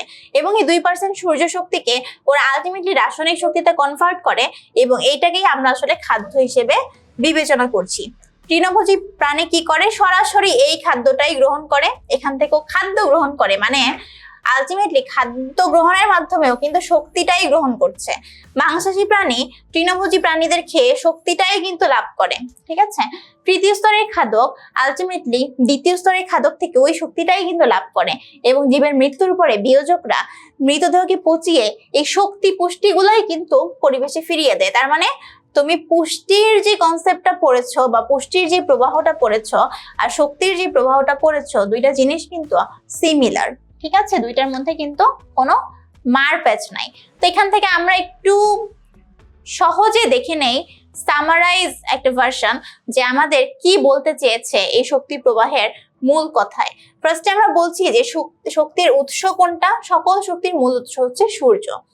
উৎপাদক কারা? যারা এই সূর্য শক্তিকে ব্যবহার করে সালোক সংশ্লেষণের মাধ্যমে খাদ্য তৈরি করতে পারে। প্রথম স্তরের খাদক কারা? যারা তৃণভোজী, অর্থাৎ যারা এই উদ্ভিদকে খায়, যেমন গরু, হরিণ, খরগোশ। দ্বিতীয় স্তরের খাদক কারা? যারা এই গরু, হরিণ, খরগোশ এদেরকে খায়। ঠিক আছে? যেমন সাপ আর ব্যাঙ। তৃতীয় স্তরের খাদক কারা? যারা একদম শীর্ষ শিকারী, যেমন বড় বড় বাঘ, বাজ পাখি। আর বিয়োজক কারা? যারা এই সব কিছুকে আলটিমেটলি পচিয়ে পুষ্টি এবং শক্তিকে পরিবেশে ফিরিয়ে দিচ্ছে তারা। তাহলে আমরা একটা জিনিস মনে রাখবো যে বাস্তুতন্ত্রে এই শক্তির প্রবাহ অথবা পুষ্টির প্রবাহ এটা কিন্তু একমুখী। অর্থাৎ কি? আমি একটা মাছকে খেয়ে ফেললাম, হ্যাঁ, কিন্তু মাছ কি আমাকে খাচ্ছে? বলো, খাচ্ছে না তো। এই জিনিসটা কিন্তু শক্তির প্রবাহ একমুখী। অর্থাৎ সূর্য থেকে শুরু করে আমরা যে একদম শীর্ষ স্তরের খাদক পর্যন্ত পৌঁছালাম, প্রত্যেকটা স্তর একমুখী তীর চিহ্ন দ্বারা আমাদেরকে প্রকাশ করতে হবে। এবং আরেকটা ব্যাপার হচ্ছে, এখানে আমরা যখনই ধরো তৃণভোজী থেকে আমি যখন প্রথম স্তরের খাদ্যকে যাচ্ছি, আমার শক্তির কিছু অংশ এখানে ক্ষয় হয়ে যায় এবং এই ক্ষয়টা প্রত্যেকটা ধাপেই হয়। তাহলে এখানে যদি 100 থাকে শক্তি, এখানে দেখা যাবে 10, এখানে দেখা যাবে 1। অর্থাৎ প্রত্যেকটা ধাপে শক্তির কিছু অংশ ক্ষয় হয় বা অপচয় হয়, কিছু অংশ শ্বসনের ব্যয় হয়ে যায়, কিছু অংশ বর্জ্য পদার্থের মাধ্যমে বের হয়ে যায়। তাহলে এই যে আমি বললাম যে প্রত্যেক ভাগে শক্তি আসলে 10 ভাগ করে করে কমে যাচ্ছে, এইটাকে আমরা 10% নিয়ম অনুযায়ী বা 10% নিয়ম অনুযায়ী প্রকাশ করি। ঠিক আছে? অর্থাৎ মানে কি, আমি যা নিয়ে শুরু করব পরের স্তরে তার মাত্র 10% যাবে। ঠিক আছে? মানে আমি যদি শুরু করি 100 টাকা নিয়ে, তোমার কাছ পর্যন্ত আমি পৌঁছাতে পারবো 10 টাকা, তুমি পরের মানুষের কাছে পৌঁছাতে পারবে 1 টাকা। ঠিক আছে? এটাই। তাহলে এখানে দেখে আমরা এই ব্যাপারটা মনে রাখবো যে আলটিমেটলি আমাদের ফ্লো চার্টটা কেমন, সূর্য থেকে উদ্ভিদ শক্তি নিবে ও উৎপাদক হিসেবে কাজ করবে, তৃণভোজী প্রাণী এই উদ্ভিদকে খাদ্য হিসেবে গ্রহণ করবে, মাংসাশী প্রাণীতে সেই শক্তিটা ও ট্রান্সফার করবে, আর আলটিমেটলি বিয়োজকের কাজ হচ্ছে সবার কাছ থেকে সবকিছু গলায় পচায় আবার পরিবেশের উপাদান পরিবেশে ফিরায় দেওয়া। ঠিক আছে, ওকে। এখন আমরা বাস্তুতন্ত্রের ট্রফিক লেভেল জিনিসটা কি, শক্তি পিরামিড জিনিসটা কি, শক্তি প্রবাহ জিনিসটা কি, এই কনসেপ্ট একটু ক্লিয়ার করার চেষ্টা করি। তো দেখো, আমরা যে বললাম একটা খাদ্য শিকলে প্রত্যেকটা স্তরকে বলা হয় ট্রফিক লেভেল। এখন খাদ্য শিকলে প্রত্যেকটা স্তরে কথাটার মানে কি? কথাটার মানে হচ্ছে সিম্পল, যে আমি বললাম উৎপাদক, তারপরে আমি বলছি প্রথম স্তরের খাদক, তারপরে আমি বললাম দ্বিতীয় স্তরের খাদক, তারপরে আমি বললাম তৃতীয় স্তরের খাদক। এই প্রত্যেকটা স্তরকে আমরা বলবো কি? আমরা বলবো হচ্ছে এক একটা ট্রফিক লেভেল। তাহলে খাদ্য শিকলের প্রত্যেকটা স্তরকে আমরা বলবো ট্রফিক লেভেল। তাহলে আমার প্রথম ট্রফিক লেভেল কে? অবশ্যই আমার প্রথম ট্রফিক লেভেল হবে উৎপাদক, কারণ উৎপাদকই তো একদম সর্বপ্রথম সৌরশক্তিকে রাসায়নিক শক্তিতে কনভার্ট করে এবং শর্করা জাতীয় খাদ্য হিসেবে এটাকে জমা রাখে। তারপরে আসি দ্বিতীয় ট্রফিক লেভেলে কারা পাবো? তৃণভোজী প্রাণী। তারপরে তৃতীয় ট্রফিক লেভেলে কাদের পাবো? মাংসাশী প্রাণী। চতুর্থ ট্রফিক লেভেলে কাদের পাবো? উচ্চ স্তরের মাংসাশী প্রাণী। ঠিক আছে, এবং এই প্রত্যেকটা ট্রফিক লেভেলে আমরা অলরেডি বলেছি কিছু পরিমাণ শক্তি তাপ এবং বজ্রের মাধ্যমে অপচয় হয়ে যায়। তাহলে শক্তি প্রবাহের নিয়ম এটা কি? এটা হচ্ছে মেইন কথা। আমি এক স্তর থেকে যখন আরেক স্তরে যাব তখন আমি মাত্র 10% শক্তি ট্রান্সফার করতে পারবো, আর বাকি 90% শক্তি আসলে ব্যয় হয়ে যাবে। ঠিক আছে, এই জিনিসটা আমাদেরকে মনে রাখতে হবে। ঠিক আছে, এই কনসেপ্টটা কিন্তু অনেক ইম্পর্টেন্ট, পরীক্ষায় আসে। শক্তি পিরামিডের ধারণা। তাহলে দেখো, শক্তি পিরামিডে আমি যখন উৎপাদক খাবার তৈরি করছে তখন আমার শক্তিটা সব থেকে বেশি, কারণ অপচয় হয়েছে সব থেকে কম, তাই না? তাহলে সব থেকে বড় শক্তির ট্রফিক লেভেল কোনটা? সেটা হচ্ছে উৎপাদক স্তর। পরবর্তী প্রত্যেকটা স্তরে শক্তির পরিমাণ আস্তে আস্তে কমতে থাকে এবং যখন আমরা একদম শীর্ষ স্তরে খাদ্যকে পৌঁছে যাই তখন দেখা যায় শক্তির পরিমাণ একদমই কমে গেছে। ঠিক আছে, এই জন্য শক্তির পিরামিড সবসময় কি হবে? এই বেস লাইনটা সব থেকে বড় হবে, আস্তে আস্তে এই শক্তির মানটা কমতে থাকবে। এখানে সব থেকে বেশি শক্তি, তারপর আরেকটু কম, তারপর আরেকটু কম, আরেকটু কম, আরেকটু কম, আরেকটু কম। ঠিক আছে, এভাবে আসলে জিনিসটা আগায় এবং শক্তির পিরামিড সবসময় সোজা হয় এবং এটা একমুখী হয়, কখনো বিপরীতমুখী হওয়া সম্ভব নয়। এটা হচ্ছে আমাদের শক্তির পিরামিড। আমরা দেখতে পাচ্ছি আমাদের প্রথম ট্রফিক লেভেলে কি আছে? আমাদের উৎপাদক গুলো আছে। যদি আমরা পুকুরের কথা চিন্তা করি তাহলে ফাইটোপ্লাঙ্কটন, স্থলের কথা চিন্তা করলে বিভিন্ন ধরনের সবুজ উদ্ভিদ গুলো আছে। দ্বিতীয় ট্রফিক লেভেলে আমাদের কি আছে? তৃণভোজী প্রাণীগুলো আছে, জোপ্লাঙ্কটন আছে, মাছ টাছ আছে। তৃতীয় ট্রফিক লেভেলে আমরা আরো বড় মাছ যারা জোপ্লাঙ্কটনকে ভক্ষণ করতে পারবে। চতুর্থ ট্রফিক লেভেলে মাংসাশী প্রাণী যারা মানে বিশাল বিশাল বড় মাছ। এটা তো মাছের ক্ষেত্রে একটা এক্সাম্পল দেওয়া হয়েছে, বিভিন্ন বাস্তুতন্ত্রের ক্ষেত্রে, বিভিন্ন খাদ্য শিকলের ক্ষেত্রে এই প্রত্যেকটা ট্রফিক লেভেলে উপাদান চেঞ্জ হবে, বাট এই জিনিসটা মেনটেন হবে যে প্রথম ট্রফিক লেভেলে সবসময় উৎপাদক থাকবে বা সালোক সংশ্লেষণকারী সবুজ উদ্ভিদ থাকবে। এখন আমরা একটু খেয়াল করি, আমরা প্রথম ট্রফিক লেভেলে শক্তি বা পুষ্টি যাই বলো, সেই শক্তি বা পুষ্টি ছিল সবচেয়ে বেশি। ঠিক আছে, কত ছিল? 100। পরবর্তী ধাপে যখন আমি গেলাম তখন আমার শক্তির পরিমাণ কত? 10। তাহলে আমার ব্যয় হয়েছে কত? ব্যয় হয়েছে আমার 90 শক্তি। তার মানে আমি বলতে পারি যে আমার 10% শক্তি বজায় আছে আর 90% শক্তি ব্যয় হয়ে গেছে। সেম দেখো, 10-এর 10% কত? 1, বাকি 90% শক্তি লস হয়ে গেল। 1-এর 10% কত? 0.1, বাকি 90% শক্তি লস হয়ে গেল। তাহলে আমি বলতে পারি যে শক্তির পিরামিড থেকে আমি কি বুঝলাম? যে এই শক্তির প্রবাহ সবসময় একমুখী হয়। সব থেকে নিচের স্তরে সব থেকে বেশি শক্তি আছে, সব থেকে উপরের স্তরে সব থেকে কম শক্তি আমরা পাই, এবং প্রত্যেক স্তরে 10% করে শক্তি বজায় থাকে এবং 90% করে শক্তি খরচ হয়ে যায়। এটাই আমাদের শক্তি পিরামিডের ধারণা। এটাও সেম জিনিস, তারপরে আমরা দেখি শক্তি ক্ষয়ের কারণটা কি। আমরা যে বলছি 90% পর্যন্ত শক্তি আমার অপচয় হয়ে যাচ্ছে, এই শক্তি অপচয়ের কারণটা কি? একটা হচ্ছে প্রত্যেক প্রাণীর বেঁচে থাকার জন্য শ্বসন প্রক্রিয়া দরকার, তাহলে শ্বসন প্রক্রিয়ার মাধ্যমে কিছু পরিমাণ শক্তির অপচয় হয়। প্রত্যেকটা প্রাণী কিছু পরিমাণ তাপ শরীর থেকে বের করে দিতে চায় এবং এই তাপ বের করে দেওয়ার কারণে কিছু পরিমাণ শক্তি মুক্ত হয়ে যায়। প্রত্যেকটা প্রাণী কিছু পরিমাণ বর্জ্য পদার্থ ত্যাগ করতে চায় এবং এই বর্জ্য পদার্থ ত্যাগ করার কারণে ওদের কিন্তু কিছুটা শক্তির লস হয়। এছাড়া আমরা যখন খাবার হজম করি তখন খাবারকে ভেঙে চুরে হজম করার জন্য কিছু পরিমাণ শক্তি দরকার হয়। তাহলে আমাদের শক্তি অপচয় বা শক্তি ক্ষয়ের কারণ হচ্ছে এই তিনটা, একটা হচ্ছে তাপ হিসেবে, বর্জ্য পদার্থ হিসেবে, আর খাদ্য হজমে। আচ্ছা, শক্তি পিরামিডের প্রভাবটা কি? ওরা বলেছে যে শক্তির ক্রমবর্ধমান অপচয়ের কারণে খাদ্য শিকড় সাধারণত 4-5 স্তরের মধ্যে সীমাবদ্ধ থাকে। কারণ এর পরে যদি আমি আসলে যেতে চাই তেমন কোনো শক্তিই আমি পাবো না। যদি খাদ্য শিকল বেশি দীর্ঘ হয় তাহলে একদম শীর্ষ স্তরে পর্যাপ্ত শক্তি তো পৌঁছাবে না। দেখো শক্তি তো নাই হতে হতে 100 থেকে 0.1 পর্যন্ত চলে গেছে, আরো যদি যায় তাহলে তারপরে আর ও কি শক্তি পাবে? ঠিক আছে, তাহলে খাদ্য শিকল সংক্ষিপ্ত যদি হয় তাহলে আসলে শক্তির অপচয়ও কম হয়। তাহলে এই লাইনটাই হচ্ছে আমাদের মূল কথা। তাহলে আমাদের এখানে মনে রাখবো কি? আমরা মনে রাখবো যে উৎপাদক বা উদ্ভিদ যারা খাদ্য তৈরি করছে সেখানেই আমার শক্তির পরিমাণ সর্বোচ্চ এবং একদম শীর্ষ যে শিকারকারী বা তৃতীয় স্তরের খাদক এখানে শক্তি সবচেয়ে কম। ঠিক আছে, এখানে শক্তি সবচেয়ে কম।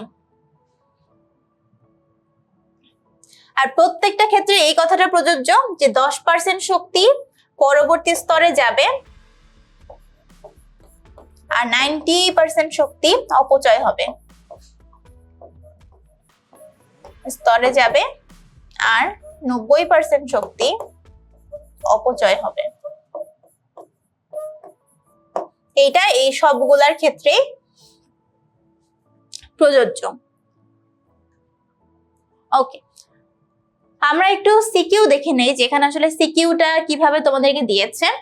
রাজশাহী বোর্ড 2024 সালের প্রশ্ন, দৃশ্যকল্প 1-এ বলা হয়েছে শিম জাতীয় উদ্ভিদের মূলে রাইজোবিয়াম অবস্থান করে। দৃশ্যকল্প 2-এ বলা হয়েছে শৈবাল, শৈবাল থেকে শৈবাল খায় ছোট মাছ, ছোট মাছ খায় বাজ পাখি।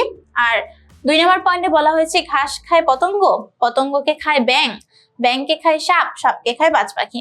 এখন আমাদের ঘ নম্বরে দেখি যে 1 এবং 2 এর মধ্যে কোনটিতে শক্তির অপচয় বেশি হয়, এইটা বিশ্লেষণ করো। তাহলে দেখো আমার এইখানে ট্রফিক লেভেল কয়টা? 1টা লেভেল, 2টা লেভেল, 3টা লেভেল। তাহলে এইখান থেকে শক্তি যাচ্ছে, এইখান থেকে শক্তি যাচ্ছে, এখানে 90% শক্তি অপচয় হচ্ছে, এখানে 90% শক্তি অপচয় হচ্ছে। আর এখানে দেখো ট্রফিক লেভেল 1, 2, 3, 4, 5টা। তাহলে এখানে অপচয় কি বেশি হচ্ছে না? এখানে 90%, এখানে 90%, এখানে 90%, এখানে 90%। তাহলে আমরা তো জানি আমাদের কনসেপ্ট কি, আমাদের ট্রফিক লেভেল যত কম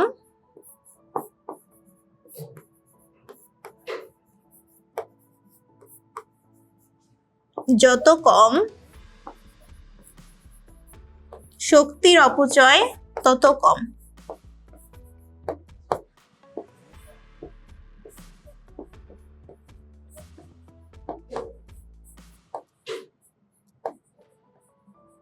ঠিক আছে, ট্রফিক লেভেল যত কম শক্তির অপচয় তত কম। অথবা আমি বলতে পারি আমার এই শক্তি পিরামিড যত সংক্ষিপ্ত আমার শক্তির অপচয় ততই সংক্ষিপ্ত। ঠিক আছে, তাহলে আমরা দেখেই কিন্তু বুঝে ফেলতেছি যে আমার 1 নাম্বারটায় শক্তির অপচয় কম আর 2 নাম্বারটায় শক্তির অপচয় বেশি। ঠিক আছে, এটা আমি কিভাবে ব্যাখ্যা করব?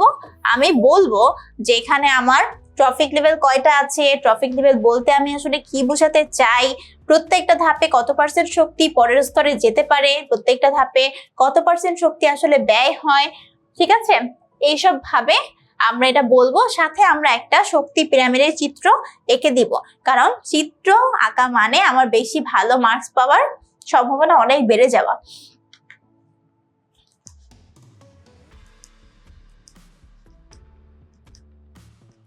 তাহলে এই পুষ্টির প্রবাহ, শক্তির প্রবাহ, এই টপিকটা আমরা আশা করি বুঝতে পেরেছি এবং এই টপিক থেকে যে কোনো প্রশ্ন আসলে তোমাদের কিন্তু অবশ্যই অ্যান্সার করতে হবে, বুঝে শুনে অ্যান্সার করতে হবে, ছবি সহ, যেন তোমরা অনেক ভালো মার্কস ক্যারি করতে পারো।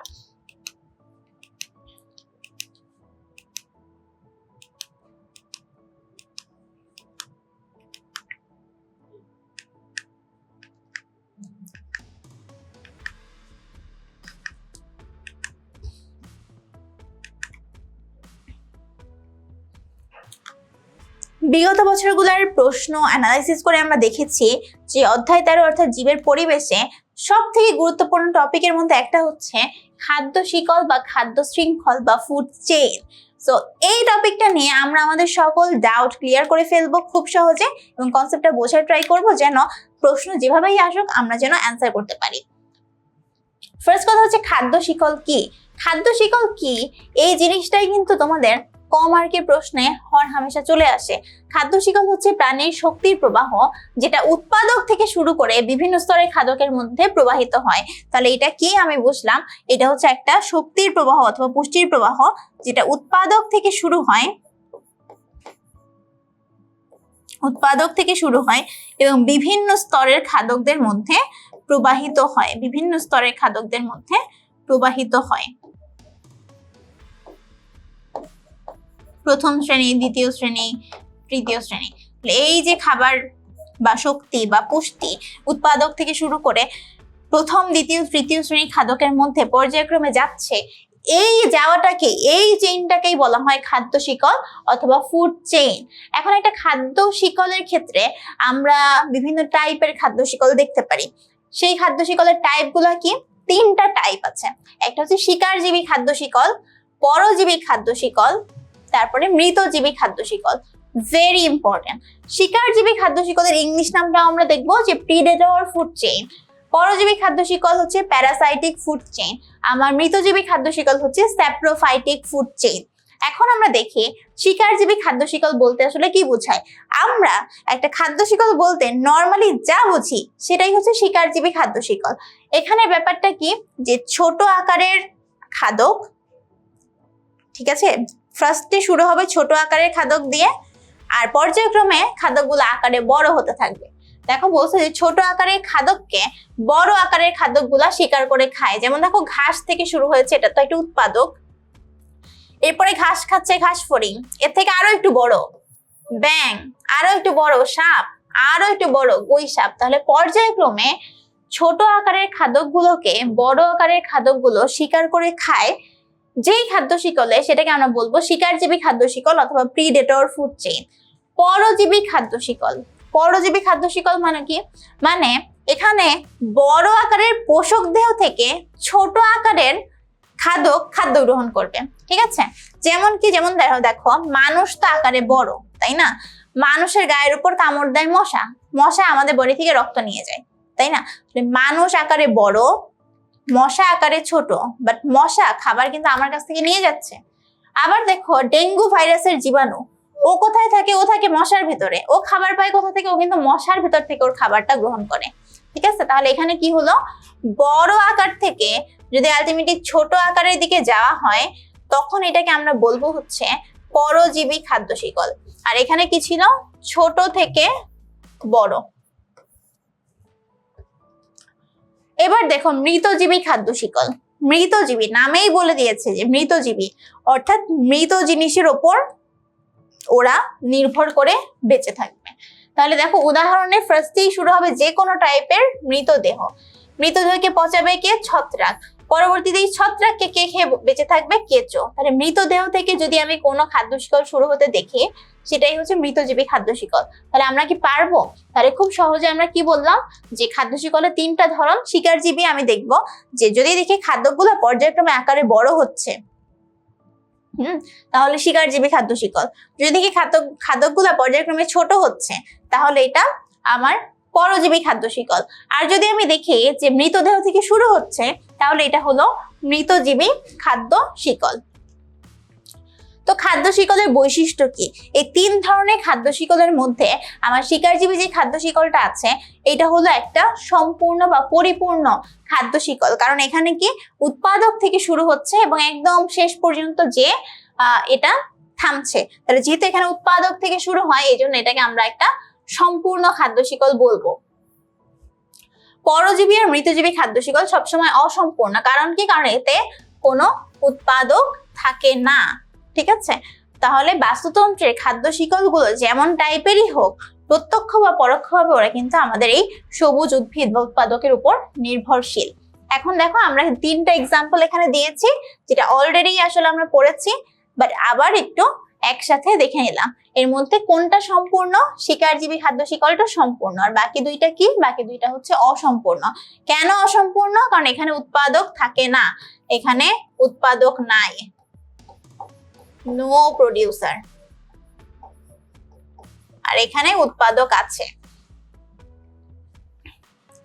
আচ্ছা, এবার আমরা একটা সিকিউ প্রশ্ন দেখি, তাহলে আমাদের কনসেপ্টটা একদম ক্লিয়ার হয়ে যাবে যে এখান থেকে কিভাবে আসলে প্রশ্ন তোমাদেরকে করতে পারে।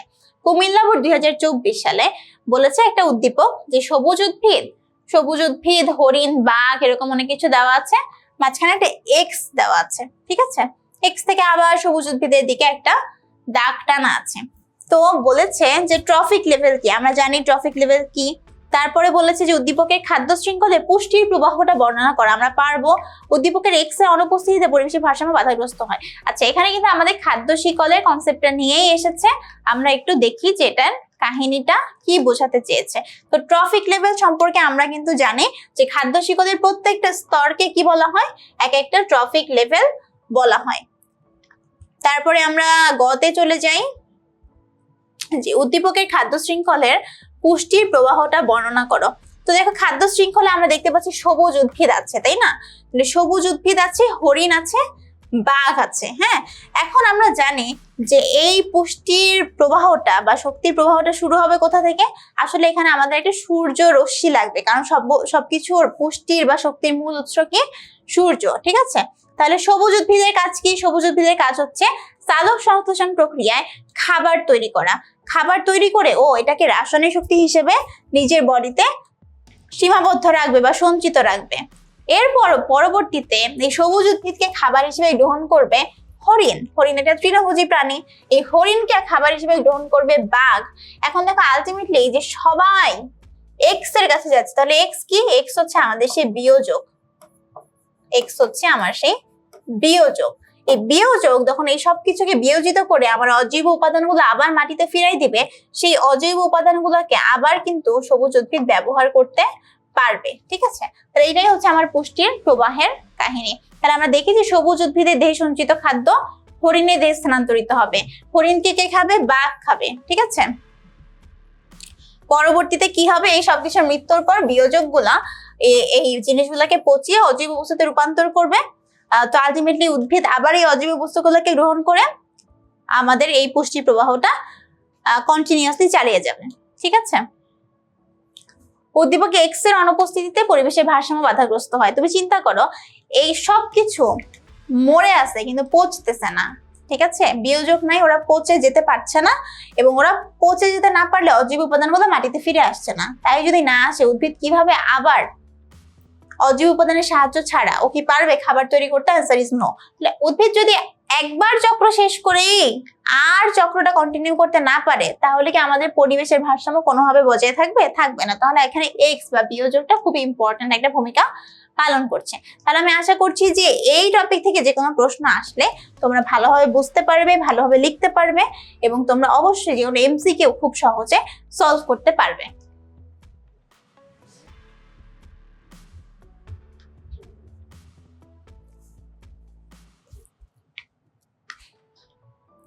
বিগত বছরের প্রশ্নগুলো অ্যানালাইসিস করে আমরা দেখেছি যে খাদ্য জাল এই টপিকের অন্যতম গুরুত্বপূর্ণ একটা টপিক, এবং বহুবার এখান থেকে অনেক প্রশ্ন এসেছে।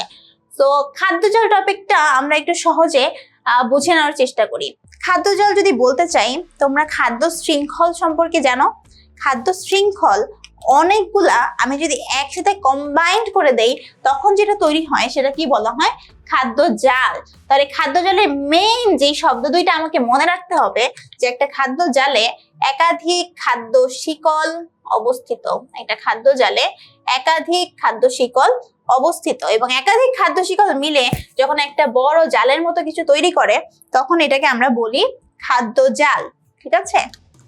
এবং যখন আমি খাদ্য জাল চিন্তা করছি, তখন কিন্তু একই খাদ্য ভিন্ন ভিন্ন স্তরে অবস্থান করতে পারে, কারণ ভিন্ন ভিন্ন খাদ্য শিকলে একই জিনিস ভিন্ন ভিন্ন খাদ্য স্তরে থাকা সম্ভব। যাই হোক, আমরা বুঝবো। তো দেখো, পুকুরের খাদ্য জালের ক্ষেত্রে একটা এক্সাম্পল আমরা দেই যে আমাদের খাদ্য জালটা কিভাবে তৈরি হতে পারে। যেমন উৎপাদক, এটা কে খায়? এখানে উৎপাদক হিসেবে কে কাজ করে? উৎপাদক হিসেবে কাজ করে শৈবাল। এখানে প্রাথমিক খাদক কে? প্রাথমিক খাদক হচ্ছে জুওপ্লাঙ্কটন। দ্বিতীয় স্তরের খাদক হলো ছোট মাছ। তৃতীয় স্তরের খাদক হলো বড় মাছ। সর্বোচ্চ স্তরের খাদক হচ্ছে বাজ পাখি। এখন আমরা এই সবগুলোকে নিয়ে অনেকগুলা খাদ্য শৃঙ্খল তৈরি করব। ওই খাদ্য শৃঙ্খলগুলোর মধ্যে কানেকশন করে দিব, করে দিলে আমরা একটা খাদ্য জাল পেয়ে যাব। যেমন দেখো, এই যে আমার শৈবাল, শৈবালকে খাচ্ছে জুওপ্লাঙ্কটন, জুওপ্লাঙ্কটনকে খাচ্ছে বড় মাছ, ঠিক আছে, বড় মাছকে খাচ্ছে বাজ পাখি। এই হচ্ছে আমার একটা খাদ্য শৃঙ্খল। আবার আমি এখান থেকে যাই যে শৈবাল, শৈবালকে খাচ্ছে ছোট মাছ, ছোট মাছকে খাচ্ছে বাজ পাখি। এটা হচ্ছে আমার 1 নাম্বার খাদ্য শিকল, এটা আমার 2 নাম্বার খাদ্য শিকল। আবার দেখো শৈবাল, শৈবালকে খাচ্ছে ছোট মাছ, ছোট মাছকে খাচ্ছে বড় মাছ, বড় মাছকে খাচ্ছে বাজ পাখি। তাহলে এটা আমার 3 নাম্বার খাদ্য শিকল। আবার দেখো শৈবাল, শৈবালকে খাচ্ছে জুওপ্লাঙ্কটন, জুওপ্লাঙ্কটনকে খাচ্ছে ছোট মাছ, ছোট মাছকে খাচ্ছে বাজ পাখি। তাহলে এটা হচ্ছে আমার 4 নাম্বার খাদ্য শিকল। আবার দেখি শৈবাল, শৈবালকে খাচ্ছে জুওপ্লাঙ্কটন, জুওপ্লাঙ্কটনকে খাচ্ছে ছোট মাছ, ছোট মাছকে খাচ্ছে বড় মাছ, তারপর আবার বাজ পাখি, ঠিক আছে। তাহলে এই একটা খাদ্য শৃঙ্খল থেকে কিন্তু আমরা অনেকগুলা, এই একটা খাদ্য জাল থেকে আমরা কিন্তু অনেকগুলা খাদ্য শৃঙ্খল বের করতে পারি। তাহলে আমরা দেখি যে এখানে টোটাল কয়টা খাদ্য শিকল আছে। দেখো, শৈবাল, ছোট মাছ, বাজ পাখি, শৈবাল, জুওপ্লাঙ্কটন, বড় মাছ, বাজ পাখি। তাহলে এখানে টোটাল 5টা আমরা ছবিতে দেখেছি। তো টোটাল 5টা খাদ্য জাল আছে, সরি খাদ্য শিকল আছে এই খাদ্য জালে, ঠিক আছে। এভাবে অনেকগুলা খাদ্য শিকল আমরা যখন একসাথে কম্বাইন করি তখন সেটাকে আমরা বলি খাদ্য জাল। তাহলে খাদ্য জাল কি? অনেকগুলো খাদ্য শিকল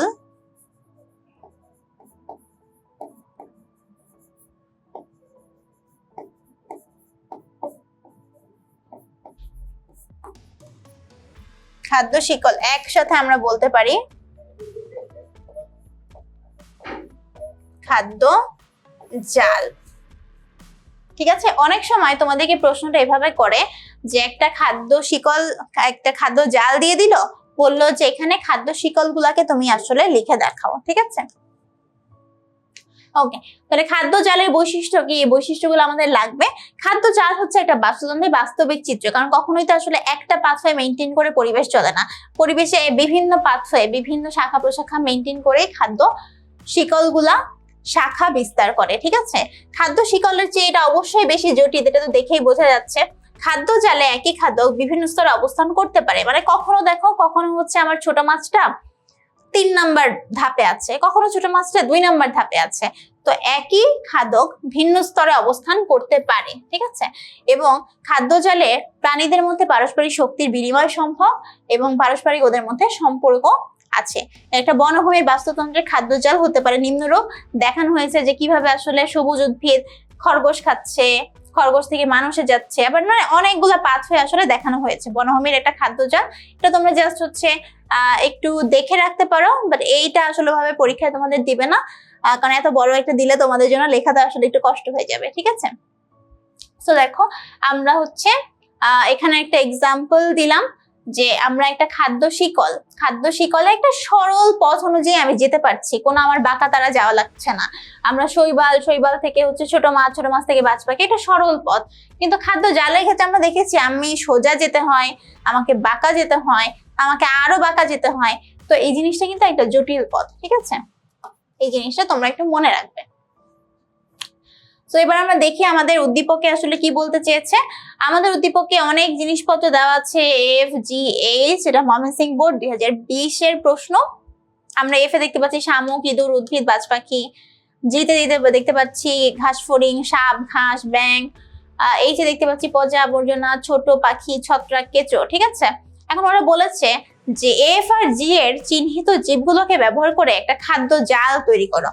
দেখছো এখানে কিন্তু খুবই মজার কিছু অ্যাপ্লিকেশন তোমরা করতে পারবে। হ্যাঁ, তোমরা নিজেদের সৃজনশীলতা মিলিয়ে খাটিয়ে বুদ্ধি টদ্ধি দিয়ে খাদ্য জাল তৈরি করতে পারবে। তারপর বলেছে জি আর এইচ এর জীবকুল দ্বারা গঠিত খাদ্য শিকলের মধ্যে কোনটাতে অধিক শক্তি ব্যয় হয়। জি আর এইচ নিয়ে তোমাকে একটা খাদ্য শিকল বানাতে হবে, কোনটায় অধিক শক্তি ব্যয় হয়। মানে আমি জি নিয়ে একটা বানাবো, আমি এইচ নিয়ে আরেকটা বানাবো, তাহলে আমি দেখবো যে আসলে ট্রফিক লেভেল কোনটায় কম কোনটায় বেশি। চলো আমরা দেখে নেই এই প্রশ্নের অ্যান্সারটা আমরা কিভাবে করতে পারি।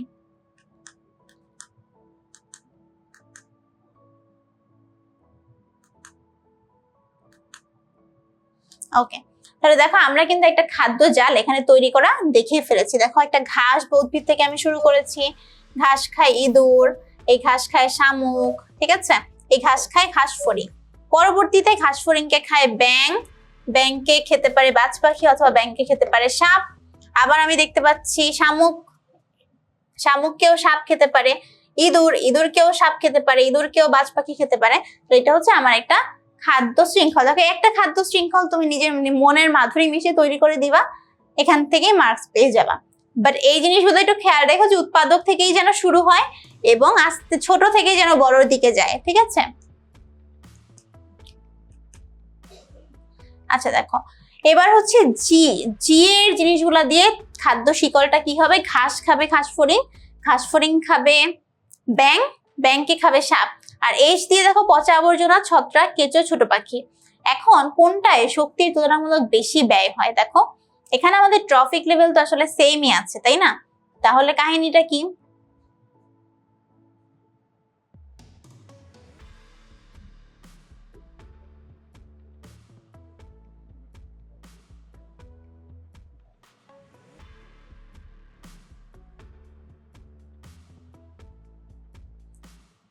ওকে দেখো ওরা বলছে যে সাধারণত যে কোনো বাস্তুতন্ত্রে কোনো একটা ট্রফিক লেভেলে যতটুকু শক্তি থাকে পরবর্তী ট্রফিক লেভেলে তার 10% যায় আর 90% আসলে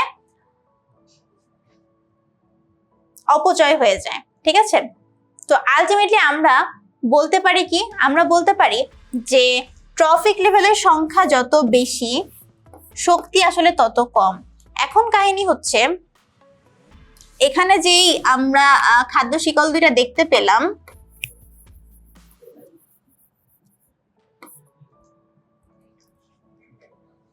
এখান থেকে তোমাদেরকে কনসেপ্টটা বোঝাই।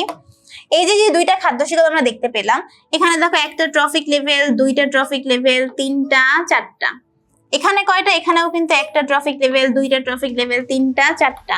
তাহলে ট্রফিক লেভেলের সংখ্যা দিয়ে তো আমি এটাকে আলাদা করতে পারছি না, দুইটার ক্ষেত্রে চারটা ট্রফিক লেভেল। তাহলে কোথায় আসলে শক্তির অপচয় কম বা বেশি, কোথায় আসলে শক্তি বেশি, কোথায় আসলে শক্তি কম? এখন কাহিনী হচ্ছে এই যে খাদ্য শিকলটা, এই খাদ্য শিকলটা আসলে সূর্যালোক থেকেই শুরু হয়েছে।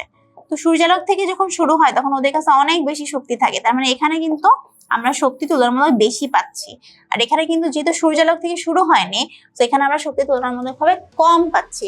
তাহলে অবশ্যই আমার শক্তি বেশি কোথায়? এখানে। কম কোথায়? এখানে। তাহলে এখানে হচ্ছে অপচয় বেশি, ঠিক আছে।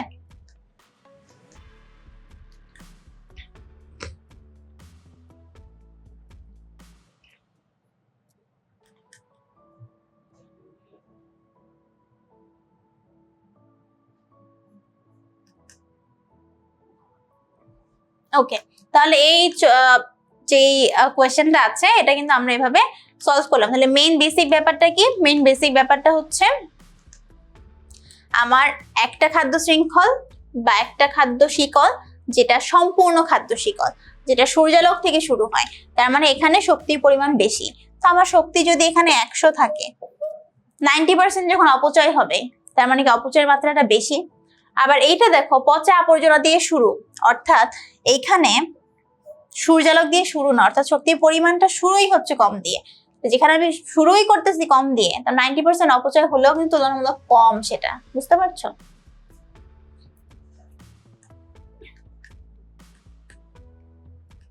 ওকে, তাহলে এখান থেকে প্রশ্ন আসলে কি আসলো? আসলে হচ্ছে আমাদের যে কোনো অনেকগুলো জীব বা অনেকগুলো উদ্ভিদ, অনেকগুলো জড়, অনেক কিছু বিয়োজক টিয়োজক তোমাদেরকে দিয়ে দিবে, সবকিছু দিয়ে তোমাদেরকে বলবে যে একটা খাদ্য জাল তৈরি করো। তাহলে তুমি এখান থেকে খাদ্য জাল তৈরি করবা, অথবা তোমাকে একটা খাদ্য জাল দিয়ে বললো যেখান থেকে খাদ্য শিকল গুলোকে তুমি আলাদা করো, অথবা তোমাকে বলবে যে ট্রফিক লেভেল দিয়ে দিল, দিয়ে বললো কোনটায় শক্তির অপচয় বেশি, কোনটায় শক্তির অপচয় কম, এটা ব্যাখ্যা করো।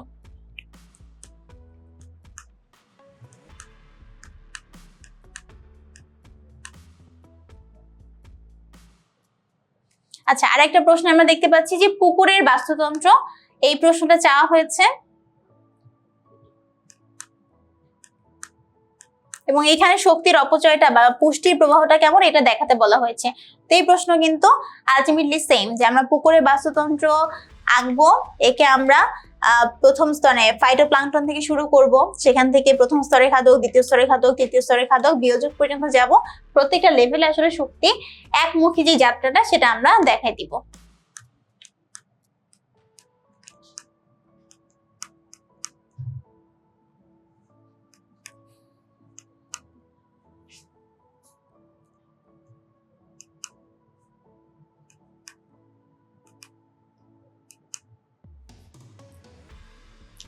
বিগত বছরের প্রশ্নগুলো অ্যানালাইসিস করে আমরা দেখেছি যে অধ্যায় 13-এ জীব বৈচিত্র্য টপিকটা আমাদের জন্য বেশ গুরুত্বপূর্ণ এবং এইখানে আসলে কি কি আছে আমরা একটু বোঝার চেষ্টা করি। জীব বৈচিত্র্য এখানে আমরা দেখতে পাচ্ছি যে অনেক জায়গা, অনেক ধরনের জায়গা, একটা শহর এলাকা, একটা বন জঙ্গলের এলাকা, একটা সমুদ্রের এলাকা, হ্যাঁ। তো বিভিন্ন জীব বৈচিত্র্য বলতে আমরা কি বুঝি? বিভিন্ন ধরনের এলাকা, বিভিন্ন ধরনের এলাকায় বিভিন্ন ধরনের প্রাণী বাস করে এবং তাদের মধ্যে সম্পর্কটাও বিভিন্ন রকম হয়। যেমন ধরো, যারা পানিতে বাস করে তারা তো আসলে স্থলে চলাচল করতে পারবে না, আবার যারা ধরো অনেক শীত প্রধান স্থানে বাস করে তারা তো মরুভূমির অঞ্চলে যে বাঁচতে পারবে না। আমাদের সারা পৃথিবীতে জীবের বৈচিত্র্য যেমন বিদ্যমান, পরিবেশ, আবহাওয়া, জলবায়ুর বৈচিত্র্য বিদ্যমান এবং এই পরিবেশের উপর নির্ভর করে জীবগুলা ভিন্ন ভিন্ন জায়গায় অবস্থান করে। এই জিনিসটা আমরা একটু বুঝলাম। তো জীব বৈচিত্র্যের সংজ্ঞা বলতে আমরা কি বুঝাই? যে পৃথিবীতে বিভিন্ন প্রজাতির জীবের যে প্রাচুর্য এবং বৈচিত্র্য, এটাকে বলা হয় জীব বৈচিত্র্য। জীব বৈচিত্র্যের গুরুত্বটা আসলে কি? এই বিভিন্ন জায়গায় জীব বৈচিত্র্য বজায় থাকার কারণে আসলে আমাদের পুরো পৃথিবীর মধ্যে একটা স্থিতিশীলতা বজায় আছে, ঠিক আছে। এবং আমরা বিভিন্ন ধরনের খাদ্য, বিভিন্ন ধরনের ওষুধ, বিভিন্ন ধরনের বাসস্থান এটা সরবরাহ করতে পারছি এবং আলটিমেটলি সবকিছুর মধ্যে একটা সমন্বয় থাকার কারণে পরিবেশের ভারসাম্য রক্ষা হচ্ছে। জীব বৈচিত্র্যের প্রকারভেদ খুবই মজার একটা জিনিস। জীব বৈচিত্র্যের প্রকারভেদে আমরা দেখতে পাচ্ছি প্রজাতিগত বৈচিত্র্য, তারপরে দেখতে পাচ্ছি বংশগতীয় বৈচিত্র্য, আর আছে বাস্তুতান্ত্রিক বৈচিত্র্য, ঠিক আছে। এখন দেখো, এই জিনিসটা বোঝা কিন্তু খুবই ইজি। ফার্স্টে হচ্ছে প্রজাতিগত বৈচিত্র্য। মানুষ একটা প্রজাতি, বিড়াল একটা প্রজাতি, তাই না? তাহলে এই দুইটার মধ্যে যা যা ভিন্নতা আছে এটা হলো প্রজাতিগত ভিন্নতা। এখন বংশগতীয় বৈচিত্র্য মানে কি? প্রজাতিটা সেম হবে, মানে মানুষ, আমি একটা মানুষ, তুমি একটা মানুষ, দুইজনেই কিন্তু মানুষ, বাট স্টিল আমি তোমার থেকে ডিফারেন্ট, তুমি আমার থেকে ডিফারেন্ট। তাহলে এই ব্যাপারটা হচ্ছে বংশগতীয় বৈচিত্র্য। একই প্রজাতির সদস্যের মধ্যে যেই ভিন্নতা সেটা হচ্ছে বংশগতীয় বৈচিত্র্য, আর ভিন্ন ভিন্ন ভিন্ন প্রজাতির মধ্যে যে পার্থক্য সেটা হচ্ছে প্রজাতিগত বৈচিত্র্য। আরেকটা হচ্ছে বাস্তুতান্ত্রিক বৈচিত্র্য, অর্থাৎ যেমন পুকুরের বাস্তুতন্ত্র একরকম, নদীর বাস্তুতন্ত্র একরকম, বনের বাস্তুতন্ত্র একরকম, মরুভূমির একরকম, পাহাড়ের একরকম, এই টাইপের জিনিসগুলোর উপর বেস করে যেই ডিফারেন্সটা ক্রিয়েট হয় সেটাকে আমরা বলতেছি বাস্তুতান্ত্রিক বৈচিত্র্য অথবা ইকোসিস্টেম ডাইভার্সিটি। তারপরে আমরা দেখি যে একটা এক্সাম্পল দিচ্ছি যে ঝিনুকের বিলুপ্তি, এটা আসলে কেমন, কাহিনীটা কি? অবশ্য একসময় যুক্তরাষ্ট্রের চেসাপিক উপকূলে ঝিনুক 3 দিনে গোটা এলাকার পানিকে ওরা পরিশোধন করতে পারত, কিন্তু বর্তমানে দেখা গিয়েছে 99% ঝিনুক বিলুপ্ত হয়ে গেছে এবং 99% ঝিনুকই যদি না থাকে তাহলে পানি পরিশুদ্ধ কে করবে? তাহলে এই জন্য 3 দিন তো দূরের কথা, এখন 1 বছরেও ওই এলাকার পানি পরিশুদ্ধ করা সম্ভব হয় না। এই জন্য কি হচ্ছে, পানি যেহেতু পরিষ্কার থাকছে না, পানিতে অক্সিজেনের পরিমাণ কমে যাচ্ছে এবং অক্সিজেনের পরিমাণ কমে যেয়ে একটা কর্দমাক্ত পরিবেশ, একটা বৃষ্টি একটা পরিবেশ তৈরি হচ্ছে। তারপরে দেখো ব্যাঙের ভূমিকা। ব্যাঙ কি করছে? ওরা বলছে যে একটা ব্যাঙ দিনে তার ওজনের সমপরিমাণ পোকা খেতে পারে। এখান থেকে কিন্তু তোমাদেরকে টাচ করে একটা প্রশ্ন দিয়ে দিবে যে একটা ব্যাঙ তার ওজন ধরো 50 গ্রাম, তাহলে ও কত ওজনের পোকামাকড় খেতে পারবে, ঠিক আছে। তাহলে একটা পূর্ণবয়স্ক ব্যাঙ দিনে তার ওজনের সমপরিমাণ পোকা খায়। তাহলে দেখা যাচ্ছে যদি ব্যাঙের পরিমাণ কমে যায় তাহলে আলটিমেটলি কি হবে, পোকামাকড়ের পরিমাণ কিন্তু বেড়ে যাবে। ওদের খাওয়ার তো মানুষ নাই, মানে ওদের খাওয়ার মতো তো ব্যাঙ নাই, তখন কি হবে, এই পোকামাকড় কিন্তু ফসলের ক্ষতি করবে, ঠিক আছে। পাখির ভূমিকা, পাখির ক্ষেত্রেও সেম, পাখিরা পরাগায়নে হেল্প করে, পাখিরা কীট পতঙ্গ খেয়ে ফসলকে রক্ষা করে। এখন যদি পাখির পরিমাণটা কমে যায় তাহলে কি হবে? ফসল রক্ষা পাবে না, কীটপতঙ্গের সংখ্যা অনেক বেড়ে যাবে, পরাগায়ন হবে না, বৈচিত্র্য পাবো না। ঠিক আছে। শিকারী পাখির ভূমিকা, এই যে দেখো পেঁচা, ঈগল, চিল, বাজ পাখি, এগুলো কি করে? ইঁদুর খেয়ে ইঁদুরের সংখ্যাটাকে নিয়ন্ত্রণে রাখে। একটা পেঁচা দিনে কমপক্ষে 3টা ইঁদুর খেতে পারে। তো দেখো একটা ইঁদুর যদি বিনা বাধাই, পেঁচাটা যদি না থাকতো, বিনা বাধায় যদি বংশ বিস্তার করতো, তখন দেখা যেত 1 বছরে 440টা ইঁদুর জন্ম নিচ্ছে। তো এত ইঁদুর তো আমরা আসলে চাই না, তাই না? ইঁদুর কি করে? জামা কাপড় কেটে ফেললে, বইপত্র কেটে ফেললে, এত ইঁদুর তো আমরা চাই না। তো এই ইঁদুরকে কন্ট্রোলে রাখতে হলে আমাদের কিন্তু এই শিকারী পাখির ভূমিকা অনেক অনেক বেশি। তারপরে দেখো শকুন, চিল এবং কাকের ভূমিকা। আমরা কি বুঝতে চাচ্ছি? যে বাস্তুতন্ত্রের স্থিতিশীলতা রক্ষায় এই জীব বৈচিত্র্য, ডিফারেন্ট টাইপের জীব আমাদের কেন দরকার। শকুন, চিল, কাক, ওরা কি করে? প্রকৃতির জঞ্জালটা পরিষ্কার করে ফেলে। ওরা যদি না থাকতো তাহলে পৃথিবী কিন্তু রোগ জীবাণুতে সয়লাভ হয়ে যেত। তাহলে আমরা জীব বৈচিত্র্যের ধরনগুলা এক নজরে একটু দেখে নেই যে আমাদের 3 ধরনের জীব বৈচিত্র্য আছে: প্রজাতিগত বৈচিত্র্য, বংশগতীয় বৈচিত্র্য, বাস্তুতান্ত্রিক বৈচিত্র্য। প্রজাতিগত মানে কি? একই প্রজাতির মধ্যে এক প্রজাতি থেকে অন্য প্রজাতি যেই পার্থক্য নিয়ে বেঁচে আছে সেটা হচ্ছে প্রজাতিগত বৈচিত্র্য, অর্থাৎ এটা ভিন্ন প্রজাতির মধ্যে, ভিন্ন প্রজাতির মধ্যে। বংশগতীয় বৈচিত্র্যের ক্ষেত্রে সেম প্রজাতি, একই প্রজাতির মধ্যে যে পার্থক্য।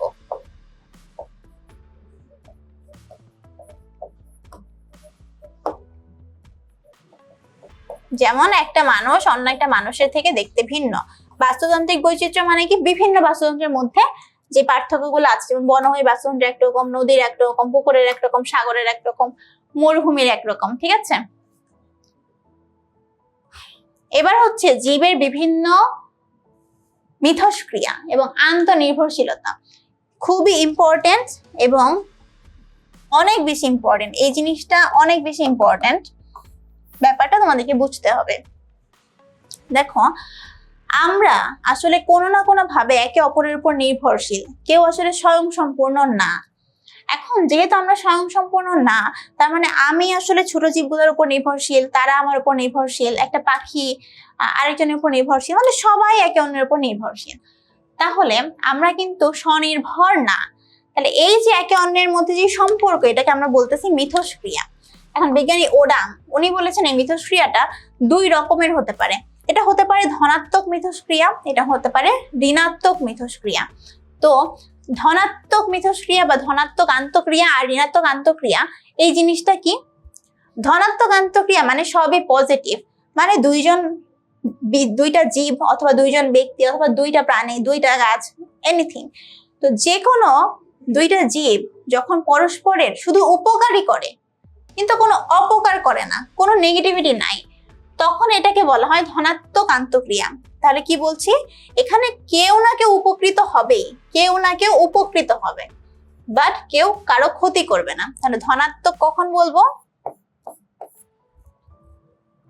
যখন সহযোগীদের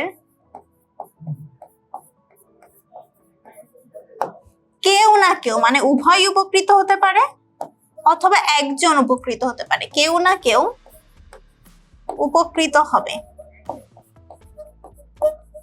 ঠিক আছে, কিন্তু কোনো অপকার কেউ কারো করবে না। সবকিছু পজিটিভ পজিটিভ। ঠিক আছে। কারণ এর মধ্যে কি কি আছে? আমাদের 2 টাইপের আছে, একটা হচ্ছে মিউচুয়ালিজম আর এটা হচ্ছে কমেন্সালিজম। ঠিক আছে, মিউচুয়ালিজম আর একটা হচ্ছে কমেন্সালিজম। মিউচুয়ালিজমটা কি? যখন সহযোগী জীবের 2 জনই একে অন্যের দ্বারা উপকৃত হয়, তখন এটাকে আমরা বলি মিউচুয়ালিজম। মিউচুয়ালিজম কখন বলবো? যখন উভয় জীবই উপকৃত হয়। ঠিক আছে। এক্সাম্পল কি? মৌমাছি এবং ফুল। মৌমাছি কি করে? মৌমাছি মধু সংগ্রহ করে। তাহলে ও ফুল থেকে কি নিল? মধু নিল, ওর খাবার পেল। আবার একই সাথে মধু নেওয়ার সময় ও কিন্তু ফুলের পরাগায়ন করে দিচ্ছে, এটা কি? ফুলও সাহায্য পেল। তারপরে দেখো শৈবাল এবং ছত্রাক। শৈবাল এবং ছত্রাক একসাথে মিলে যে গঠনটা তৈরি করে সেটাকে আমরা বলি লাইকেন। এখানে কি হয় দেখো, শৈবাল তো সালোক সংশ্লেষণ করতে পারে, শৈবাল সালোক সংশ্লেষণ করে খাদ্য তৈরি করে। এই সালোক সংশ্লেষণের জন্য যে কার্বন ডাই অক্সাইডটা দরকার, এটা হচ্ছে ছত্রাকের বডিতে শ্বসনের মাধ্যমে তৈরি হয়। তাহলে দেখো শৈবাল ছত্রাকের কাহিনীটা কি? শৈবাল কি করলো? শৈবাল হচ্ছে খাদ্য তৈরি করলো।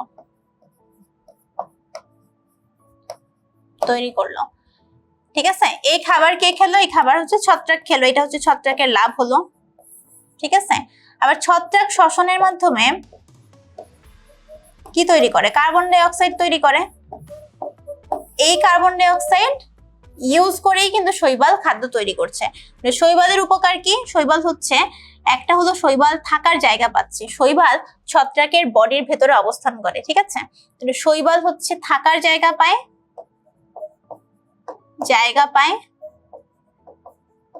আর শৈবাল ওর খাদ্য তৈরির জন্য প্রয়োজনীয় কার্বন ডাই অক্সাইডও পায়। ছত্রাক কি লাভ পাচ্ছে? ছত্রাক হচ্ছে খাবার পাচ্ছে এবং ও শ্বসনের ফলে যে কার্বন ডাই অক্সাইডটা তৈরি হচ্ছিল সেটাও ত্যাগ করে দিতে পারতেছে সহজেই। তারপরে দেখো রাইজোবিয়াম এবং শিম জাতীয় উদ্ভিদ। এখানে কাহিনীটা কি? কাহিনীটা হচ্ছে এই যে রাইজোবিয়াম ব্যাকটেরিয়া, ও কি করে? বাতাস থেকে নাইট্রোজেন সংবন্ধন করে। ঠিক আছে, সংবন্ধন করে ও হচ্ছে নোডিউল বানায় রাখে, তার মধ্যে নাইট্রোজেন জাতীয় পদার্থটা থাকে। এই নাইট্রোজেন কি করে? উদ্ভিদকে বেড়ে উঠতে সাহায্য করে। তাহলে ও উদ্ভিদকে হেল্প করলো। আবার এই উদ্ভিদ যে খাবার দাবার তৈরি করে, সেই খাবার দাবার ও ব্যাকটেরিয়া খাবার হিসেবে খায়। তাহলে এক্ষেত্রে ব্যাকটেরিয়াও লাভ পেলো। ঠিক আছে, তাহলে এটা দেখো একটা মূল, এই যে মূলে রাইজোবিয়াম কি করেছে? যে নোডিউল তৈরি করেছে। নোডিউলের মধ্যে নাইট্রোজেন জাতীয় জিনিসপত্র ও সংবন্ধন করে রেখেছে। এই নোডিউল গুলো দেখো, এই যে একটা মূল, এর ভিতরে যে ব্যাকটেরিয়াটা অবস্থান করছে। তাহলে ব্যাকটেরিয়া কি লাভ পেলো? ব্যাকটেরিয়া যে এক কথা তো পেলো, একটা হচ্ছে বাসস্থান পেলো, আবার ব্যাকটেরিয়া কিন্তু খাবারও পেলো। আর উদ্ভিদ কি পেলো? উদ্ভিদ হচ্ছে এই নাইট্রোজেন জাতীয় উপাদানটা পেলো, যেটা ওর বেঁচে থাকার জন্য দরকার, গ্রোথের জন্য হেল্পফুল। এবার আমরা আসি ধনাত্মক আন্তঃক্রিয়ার সেকেন্ড এক্সপ্লানেশনে। এটা হচ্ছে কমেন্সিয়ালিজম। মিউচুয়ালিজমে আমরা বলেছি দুইটা জীবই পরস্পরের দ্বারা উপকৃত হবে, আর কমেন্সিয়ালিজমের ক্ষেত্রে একটা জীব উপকৃত হয় কিন্তু অন্যটা উপকার না পেলেও ক্ষতিগ্রস্তও হবে না। মানে একজন উপকার পাচ্ছে, বাট আরেকজন উপকারও পাচ্ছে না, অপকারও পাচ্ছে না। যেমন বলছে যে রোহিণী উদ্ভিদ বড় গাছের উপর উঠে আলো পায়, কিন্তু বড় গাছের কোনো ক্ষতি করে না। মানে ধরো একটা গাছ হচ্ছে অনেক বড়, একটা বড় গাছ, ঠিক আছে, এখন একটা উদ্ভিদ মানে যেটা গাছের এরকম গা বেয়ে বেয়ে ওঠে, ও তো নিচে ছিল, নিচে থাকলে কিন্তু এত বড় গাছের ছায়ার কারণে ও সূর্যালোক পেত না। সূর্যালোক না পেলে তো ওর জন্য সালোক সংশ্লেষণ করা কঠিন। ওই গাছটা বেয়ে বেয়ে এরকম উপরে উঠে যায়, ঠিক আছে, উপরে উঠে যায়। তারপরে ও কি পায়? ও হচ্ছে সূর্যালোকটা তখন গ্রহণ করতে পারে। এতে করে এই রোহিণী উদ্ভিদের লাভ হলো, মানে উপকার হলো, কিন্তু এই বড় গাছের কি কোনো ক্ষতি হলো? হলো না। বড় গাছের কি কোনো উপকার হলো? হলো না। অর্থাৎ এই যে মিথস্ক্রিয়া, এখানে আমার একজন উপকার পাচ্ছে, উপকৃত হচ্ছে, বাট অন্যজন উপকারও পাচ্ছে না, অপকারও পাচ্ছে না। এই ব্যাপারটাকে বলা হয় কমেন্সিয়ালিজম। তারপরে দেখো বলছি যে শৈবাল, কিছু কিছু শৈবাল অন্য উদ্ভিদের গায়ের উপর অবস্থান করে বাস করে। তো অন্য উদ্ভিদের গায়ের উপর শৈবাল অবস্থান করছে, তাহলে শৈবাল কি বাসস্থান পেল, কিন্তু তার কারণে কি ওই উদ্ভিদটার কোনো ক্ষতি হচ্ছে? না, হচ্ছে না। তাহলে কি এটা হলো কমেন্সিয়ালিজম। যখনই দেখবা যে দুইজনই উপকার পাচ্ছে তখন মিউচুয়ালিজম, যখন দেখবা যে একজন উপকার পাচ্ছে আর একজন পাচ্ছে না, বাট কোনো অপকার পাচ্ছে না, তখন এটাকে আমরা বলবো হচ্ছে কমেন্সিয়ালিজম। সবগুলোর এক্সাম্পল মনে রাখতে হবে। এখানে দেখো আমাদের পরাশ্রয়ী উদ্ভিদের একটা এক্সাম্পল দেওয়া হয়েছে, রোহিণী উদ্ভিদের এক্সাম্পল দেওয়া হয়েছে। এবার আমরা দেখি যে ঋণাত্মক আন্তঃক্রিয়া কি। ঋণাত্মক আন্তঃক্রিয়া হচ্ছে যখন সহযোগীদের মধ্যে কেউ না কেউ ক্ষতিগ্রস্ত হবে, ঠিক আছে, সেটাকে আমরা বলবো ঋণাত্মক আন্তঃক্রিয়া।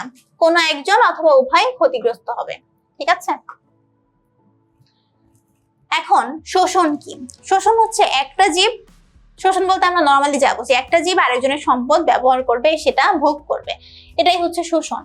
যেমন ওরা বলছে স্বর্ণলতা একটা উদ্ভিদ, এটা কি করে যে ধরো এটা হচ্ছে আমার একটা ভালো গাছ, এইটা ধরো আমার সেই স্বর্ণলতা,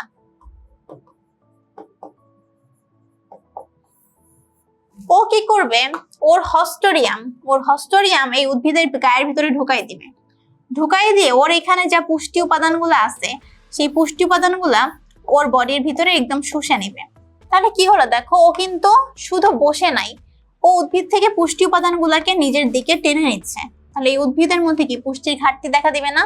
এই পুষ্টিগুলা তো, খাদ্য উপাদানগুলো তো উদ্ভিদের নিজের কষ্টে বানানো ছিল, তাই না? নিজের সম্পদ ছিল, সেই সম্পদ স্বর্ণলতা নিয়ে নিল হস্টোরিয়া প্রবেশ করার মাধ্যমে। তাহলে এটা শোষণ, স্বর্ণলতা এই বড় উদ্ভিদটাকে শোষণ করছে।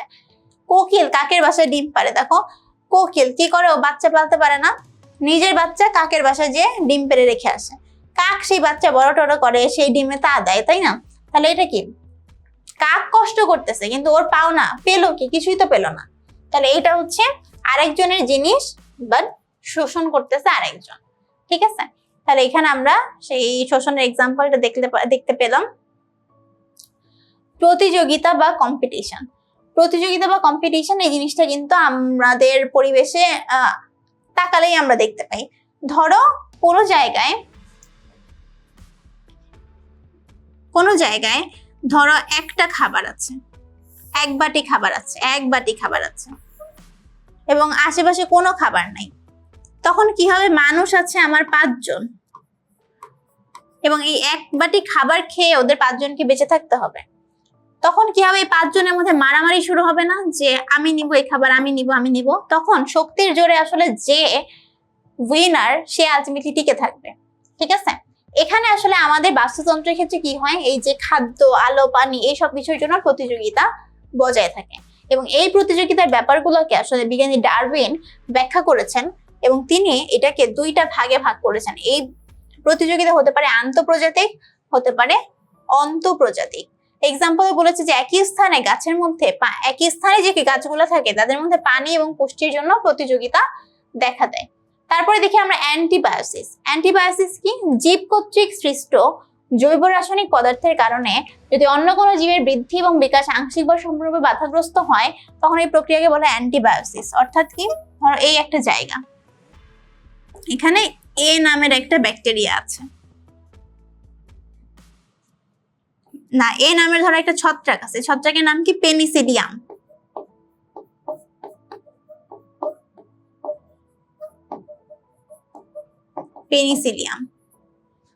এখন এই ছত্রাক কিছু জৈব পদার্থ ওর বডি থেকে ক্ষরণ করছে, কিন্তু এই জৈব পদার্থ ক্ষরণ করার কারণে এখানে কোনো ব্যাকটেরিয়া আর বেঁচে থাকতে পারছে না। তাহলে দেখো একই জায়গায় পেনিসিলিন দ্বারা কোনো জৈব পদার্থ সিক্রেশনের কারণে ব্যাকটেরিয়া আর বেঁচে থাকতে পারছে না, তাহলে এই ব্যাপারটাকে বলা হয় অ্যান্টিবায়োসিস। তাহলে জীব কর্তৃক সৃষ্ট জৈব রাসায়নিক পদার্থের কারণে যদি অন্য জীবের বৃদ্ধি বিকাশ ব্যাহত হয়, এটাকে বলা হয় অ্যান্টিবায়োসিস। এক্সাম্পল কি, পেনিসিলিয়াম ছত্রাক ব্যাকটেরিয়ার বৃদ্ধিকে বাধা দেয়, তাহলে এখানে আমরা দেখতে পাচ্ছি যে এখানে দেখো, ধরো হচ্ছে এই জায়গাটায় ছত্রাক নাই বলে দেখো ব্যাকটেরিয়া খুব সুন্দরভাবে বৃদ্ধি পাচ্ছে, একটা কলোনির স্বাভাবিক বৃদ্ধি। আর এই দেখো এই জায়গাটায় এখানে হচ্ছে আমি ছত্রাক দিয়ে দিছি, ছত্রাক দিয়ে দেওয়ার কারণে কিন্তু এই কলোনিটা আর বৃদ্ধি পাচ্ছে না, দেখো এটা এখানে সীমাবদ্ধ আছে। ঠিক আছে, এটা হচ্ছে বাধাগ্রস্ত অঞ্চল। ওকে, তো পরিবেশ সংরক্ষণের গুরুত্ব এবং পদ্ধতি নিয়ে আমরা একটা আলোচনা করব। যে পরিবেশ সংরক্ষণ জীবের টিকে থাকার জন্য তো অবশ্যই অপরিহার্য, কারণ পরিবেশ আলটিমেটলি সংরক্ষণ যদি না থাকে, জীবের খাদ্য, পানি, বাতাস এগুলা সরবরাহটা নিশ্চিত হবে না। তাহলে আমরা কি করব, যে দেখো আমাদের উৎপাদক ঠিকঠাক মতো থাকার জন্য বনভূমি দরকার, তাহলে আমরা অতিরিক্ত বনভূমি নিধন করা বাদ দিব, বায়ু দূষণ, পানি দূষণ এটা বাদ দিব। ঠিক আছে, এগুলো যদি আমরা প্রাকৃতিক সম্পদ অতিরিক্ত ব্যবহার করে ফেলি, তখন দেখা যাবে আমাদের পরিবেশের ভারসাম্য নষ্ট হবে। পরিবেশের ভারসাম্য যদি নষ্ট হয়, তাহলে আলটিমেটলি আমাদের উৎপাদকের ঘাটতি পড়লে আমরা কি সৌরশক্তিটাকে আর ব্যবহার করতে পারবো না। সৌরশক্তিকে ব্যবহার করতে না পারলে কি হবে, আমার প্রথম স্তরের খাদক মরে যাবে। প্রথম স্তরের খাদক মরে গেলে দ্বিতীয় স্তরের খাদক মরে যাবে, দ্বিতীয় স্তরের খাদক মরে গেলে তৃতীয় স্তরের খাদক মরে যাবে, পুরো পরিবেশটাই কিন্তু ওলট পালট হয়ে যাবে। ঠিক আছে, তাহলে আমাদের এই জিনিসটা একটু মাথায় রাখতে হবে যে আমরা বনভূমি নিধন করব না, বায়ু পানি দূষণ করব না, প্রাকৃতিক সম্পদের অতিরিক্ত ব্যবহার করব না। ঠিক আছে, তারপরে দেখো আমরা গ্রিন হাউস গ্যাসের ইফেক্ট যখন বৃদ্ধি পাচ্ছে, কেন বৃদ্ধি পাচ্ছে? কারণ দেখো গ্রিন হাউস গ্যাস এটা শোষণ করে নেয় কি সবুজ উদ্ভিদ। আমি যখন সবুজ উদ্ভিদকেই মেরে ফেলছি তখন এই কার্বন ডাই অক্সাইড কি সবুজ উদ্ভিদ ব্যবহার করতে পারছে না। তাহলে পরিবেশে কি হচ্ছে, কার্বন ডাই অক্সাইডের মাত্রাটা অনেক বেড়ে যাচ্ছে।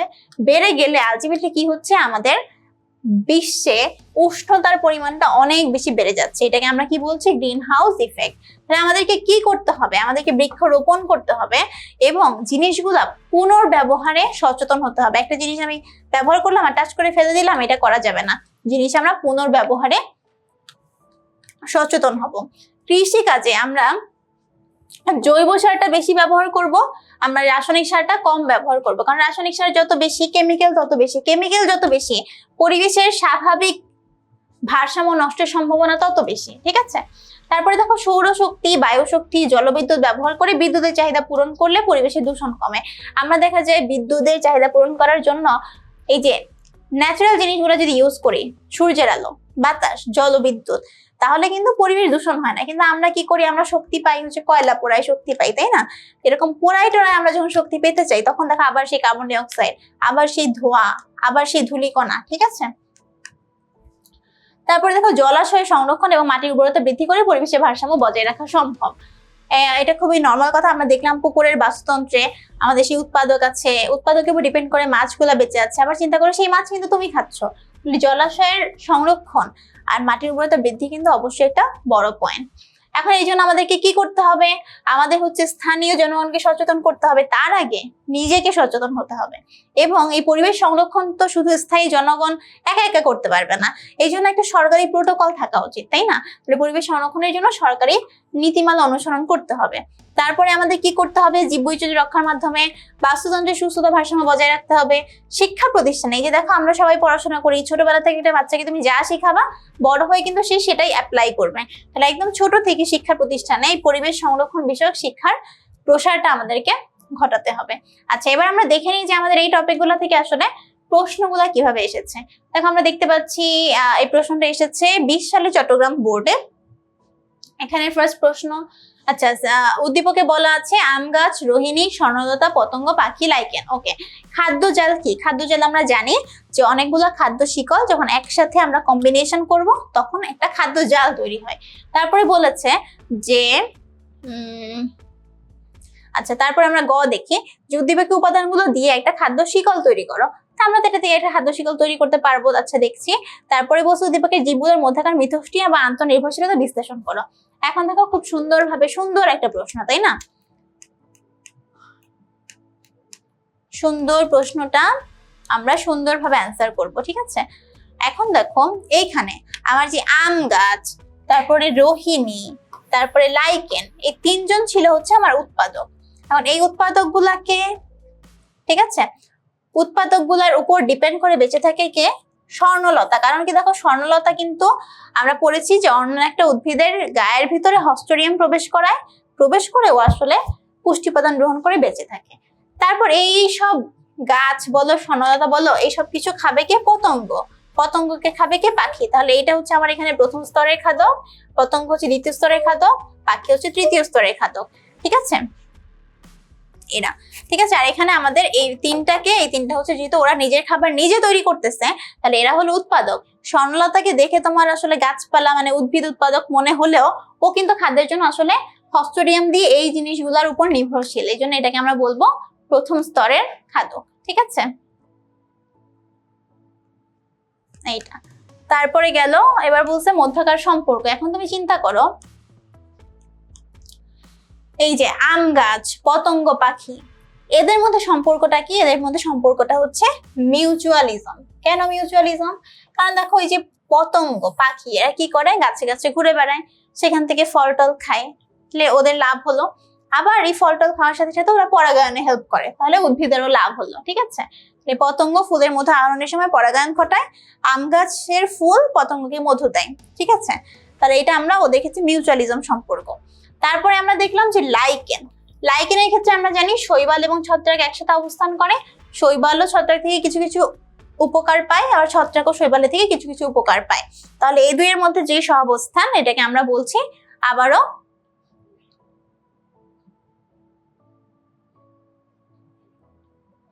আমরা মিউচুয়ালিজম বলবো। ঠিক আছে, এটা কিন্তু কমেন্সিলিজম হবে না, এটা মিউচুয়ালিজমই হবে। কারণ ছত্রাক তো এখান থেকে হেল্প পাচ্ছে, ছত্রাক খাবার পাচ্ছে, শৈবালও হেল্প পাচ্ছে, কারণ শৈবাল কি করতেছে, বাসস্থান পাচ্ছে, তাই না? তাই এটা অবশ্যই মিউচুয়ালিজম।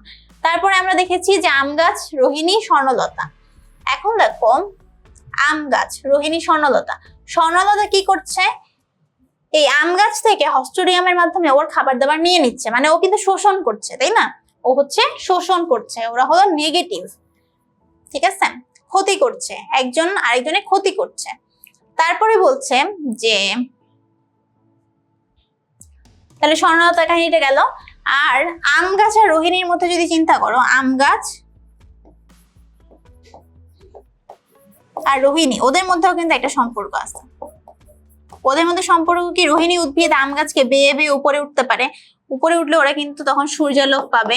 তাহলে আম গাছে কোনো ক্ষতি করলো না, বাট নিজে একটু উপকার পেলো, এটাকে আমরা কি বলি, কমেন্সিলিজম। তাহলে আম গাছ রোহিণীর মধ্যে কমেন্সিলিজম, ঠিক আছে। আম গাছ অথবা রোহিণী এদের সাথে যদি স্বর্ণলতার কথা বলো, তখন এটা কিসের এক্সাম্পল, এটা হচ্ছে আমার শোষণের এক্সাম্পল। আর প্রথমে আমরা যেই আম গাছ মানে গাছগুলা আর হচ্ছে পাখি পতঙ্গ ছিল, এইটা হলো আমাদের মিউচুয়ালিজম।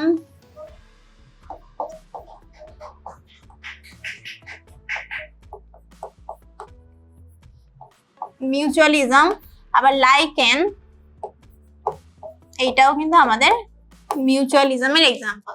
তাহলে এখান থেকে আমরা সবগুলো একটু পয়েন্ট পয়েন্ট আকারে লিখবো, তাহলে আরো ভালো মার্কস পাওয়ার সম্ভাবনা থাকবে। আচ্ছা, আরেকটা সিকিউ আমরা দেখছি, যেটা 2018 সালে সকল বোর্ডে এসেছে। ফার্স্ট প্রশ্ন হচ্ছে মৃতজীবী খাদ্য শিকল কাকে বলে, হরিণকে পরভোজী কেন বলা হয়, পি যে রাজ্যে অবস্থান করে তার বৈশিষ্ট্য ব্যাখ্যা করো। আমাদের দরকার হচ্ছে কিউ নাম্বারটা। কিউ এ বলেছে মানে সরি ঘ নাম্বারটা। ঘয়ে বলেছে কিউ এবং আর এর মধ্যে ক্রিয়াশীল আন্তঃনির্ভরশীলতা পরিবেশের ভারসাম্য রাখার ভূমিকা রাখবে কি রাখবে না। তাহলে দেখো কিউ এবং আর এদের মধ্যে আসলে কি সম্পর্ক, এদের মধ্যে সম্পর্ক হচ্ছে কমেন্সিলিজম। তুমি বলবা যে হ্যাঁ অবশ্যই তোর পরিবেশের ভারসাম্য রক্ষায় ভূমিকা রাখবে। কেন রাখবে? কারণ দেখো রোহিণী যদি টিকে না থাকে তাহলে তো কমেন্সিলিজম। হ্যাঁ, তো দেখো রোহিণী বেঁচে থাকার জন্য ওর কিন্তু আম গাছের উপর ভর করে উঠতে হচ্ছে। তো ও যদি বেঁচে থাকতে চায় তাহলে তো অবশ্যই এই আন্তঃসম্পর্কটা দরকার, তাই না? আর আম গাছ যদি বলতো না রোহিণী তোমাকে আমি উঠতে দিব না, তুমি আমার গায়ের উপর ভর দিয়ে কেন উঠবা, তোমাকে আমি থাকতে দিব না, তখন কিন্তু আসলে এই কমেন্সিলিজমটা চলতো না। তো সেক্ষেত্রে রোহিণী উদ্ভিদ মরে যেত। তো রোহিণী উদ্ভিদের উপর ডিপেন্ড করে যেসব আসলে বেঁচে আছে, যারা বেঁচে আছে তারা কিন্তু টিকে থাকতে পারতো না। আলটিমেটলি ওই যে সেম কথা, তোমরা এক একটা ট্রফিক লেভেলের সাথে সম্পর্কগুলো বর্ণনা করে এই জিনিসটা লিখতে পারবা। আচ্ছা, এই জিনিসটা তোমাদেরকে একটু দেখাই যে কিভাবে আসলে লিখবা। উদ্ভিদকে কিউ এবং আর, এটা হলো রোহিণী উদ্ভিদ এবং আম গাছ, এদের মধ্যে যে সম্পর্ক সেটাকে আমরা বলছি কমেন্সিলিজম। কেন বলছি? কারণ উদ্ভিদে এখানে রোহিণী উদ্ভিদ মূলের সাহায্যে নিজেকে মাটিতে আবদ্ধ করছে এবং অন্য একটা বড় উদ্ভিদ যেমন আম গাছকে আরোহণ করে উপরে উঠছে। উপরে যখন উঠছে তখন বেশি পরিমাণ আলো পাচ্ছে, কিন্তু এতে আম গাছের কোনো ক্ষতি হচ্ছে না। তাহলে একজন উপকৃত হচ্ছে আর একজন অপকৃতও হচ্ছে না, উপকৃতও হচ্ছে না। এই সম্পর্কটাকে আমরা বলি কমেন্সিলিজম। এখন দেখো কাহিনী কি, ওরা বলছে যে উদ্ভিদ দিবাভাগে যে অক্সিজেন গ্যাস ত্যাগ করে শ্বসনের জন্য প্রাণীকুল তা ব্যবহার করে। তাহলে পারস্পরিক সংযোগ উদ্ভিদ আর প্রাণীর মধ্যে তো আছেই। তাহলে দেখো রোহিণী উদ্ভিদ আম গাছে আশ্রয় পেয়ে নিজেকে বিকশিত করছে। নিজেকে বিকশিত করে কি করছে? রোহিণী তো একটা উদ্ভিদ, তাহলে ও কিন্তু অক্সিজেন উৎপাদনে হেল্প করছে। এইসব অক্সিজেন নিয়ে জীবকুল বেঁচে থাকছে। তাহলে পরিবেশের ভারসাম্য রক্ষায় অবশ্যই জিনিসটা ইম্পর্টেন্ট। আচ্ছা, এবার দেখো সালমার একটা ফলজ বাগান আছে। সে লক্ষ্য করলো নানা রকম কীটপতঙ্গ বাগানে ঘুরে বেড়াচ্ছে। তার কৌতূহল দেখে তার বাবা বললেন পরিবেশের ভারসাম্য রক্ষায় বিভিন্ন জীবের মধ্যে ক্রিয়া প্রতিক্রিয়া আছে এবং এটা অত্যন্ত গুরুত্বপূর্ণ। তো দেখো গতে বলেছে উদ্দীপকের কীট পতঙ্গের সাথে বাগানের উদ্ভিদের সম্পর্ক কি। তাহলে দেখো কীট পতঙ্গ আর বাগানের উদ্ভিদের সম্পর্ক আমরা অলরেডি জানি। কীট পতঙ্গ কি করে, উদ্ভিদের যে ফুল ফল থাকে সেখান থেকে মধু সংগ্রহ করে, মধু সংগ্রহ করে, এটা ওর লাভ হচ্ছে। আর উদ্ভিদের কি লাভ হচ্ছে, ওরা মধু সংগ্রহের সময় পরাগায়ন ঘটাতে হেল্প করছে। উদ্ভিদের মধ্যে পরাগায়ন করছে, বংশ বিস্তার হচ্ছে, বৈচিত্র্য তৈরি হচ্ছে। ওরা বৈচিত্র্য তৈরি হওয়ার সাথে সাথে প্রতিকূল পরিবেশ মোকাবেলার ওদের ক্ষমতা বাড়ছে। তাহলে এটাই হচ্ছে আমাদের বাগানের উদ্ভিদের সাথে কীটপতঙ্গের সম্পর্ক। এই সম্পর্কটাকে যেহেতু দুইজনই লাভবান হচ্ছে, এই জন্য আমরা কি বলবো, আমরা বলবো মিউচুয়ালিজম।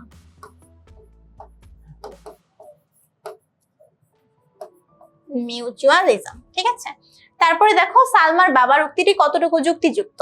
এটা তো অবশ্যই যুক্তিযুক্ত। তুমি চিন্তা করো যে যদি পরাগায়ন না হতো তাহলে কি হতো, উদ্ভিদগুলো কিন্তু বৈচিত্র্য পেত না। ওরা যদি বৈচিত্র্য না পেত তাহলে ওদের জীবনের শক্তি কমে যেত। জীবনের শক্তি যদি কমে যায় তাহলে প্রতিকূল পরিবেশে ওরা টিকে থাকতে পারবে না। উদ্ভিদ যদি মরে যায় তাহলে আমরা খাদ্য পাবো না, অক্সিজেন পাবো না। খাদ্য অক্সিজেন যদি না পাই তাহলে পুরো প্রাণীকুল ধ্বংস হয়ে যাবে। তাহলে পরিবেশের ভারসাম্য রক্ষায় অবশ্যই অবশ্যই এই জিনিস অনেক গুরুত্বপূর্ণ, ঠিক আছে। ওকে, তাহলে আমরা বুঝতে পারছি যে সম্পর্কগুলা কেমন, খুবই সহজ কিন্তু। একটা হচ্ছে ধনাত্মক আর একটা ঋণাত্মক। ধনাত্মকের ক্ষেত্রে আমরা দুইটা পড়েছি, একটা হচ্ছে মিউচুয়ালিজম, কমেন্সারিজম। মিউচুয়ালিজমে দুইজনই উপকার পাবে, কমেন্সারিজমে একজন উপকার পাবে আর একজন উপকারও পাবে না, অপকারও পাবে না।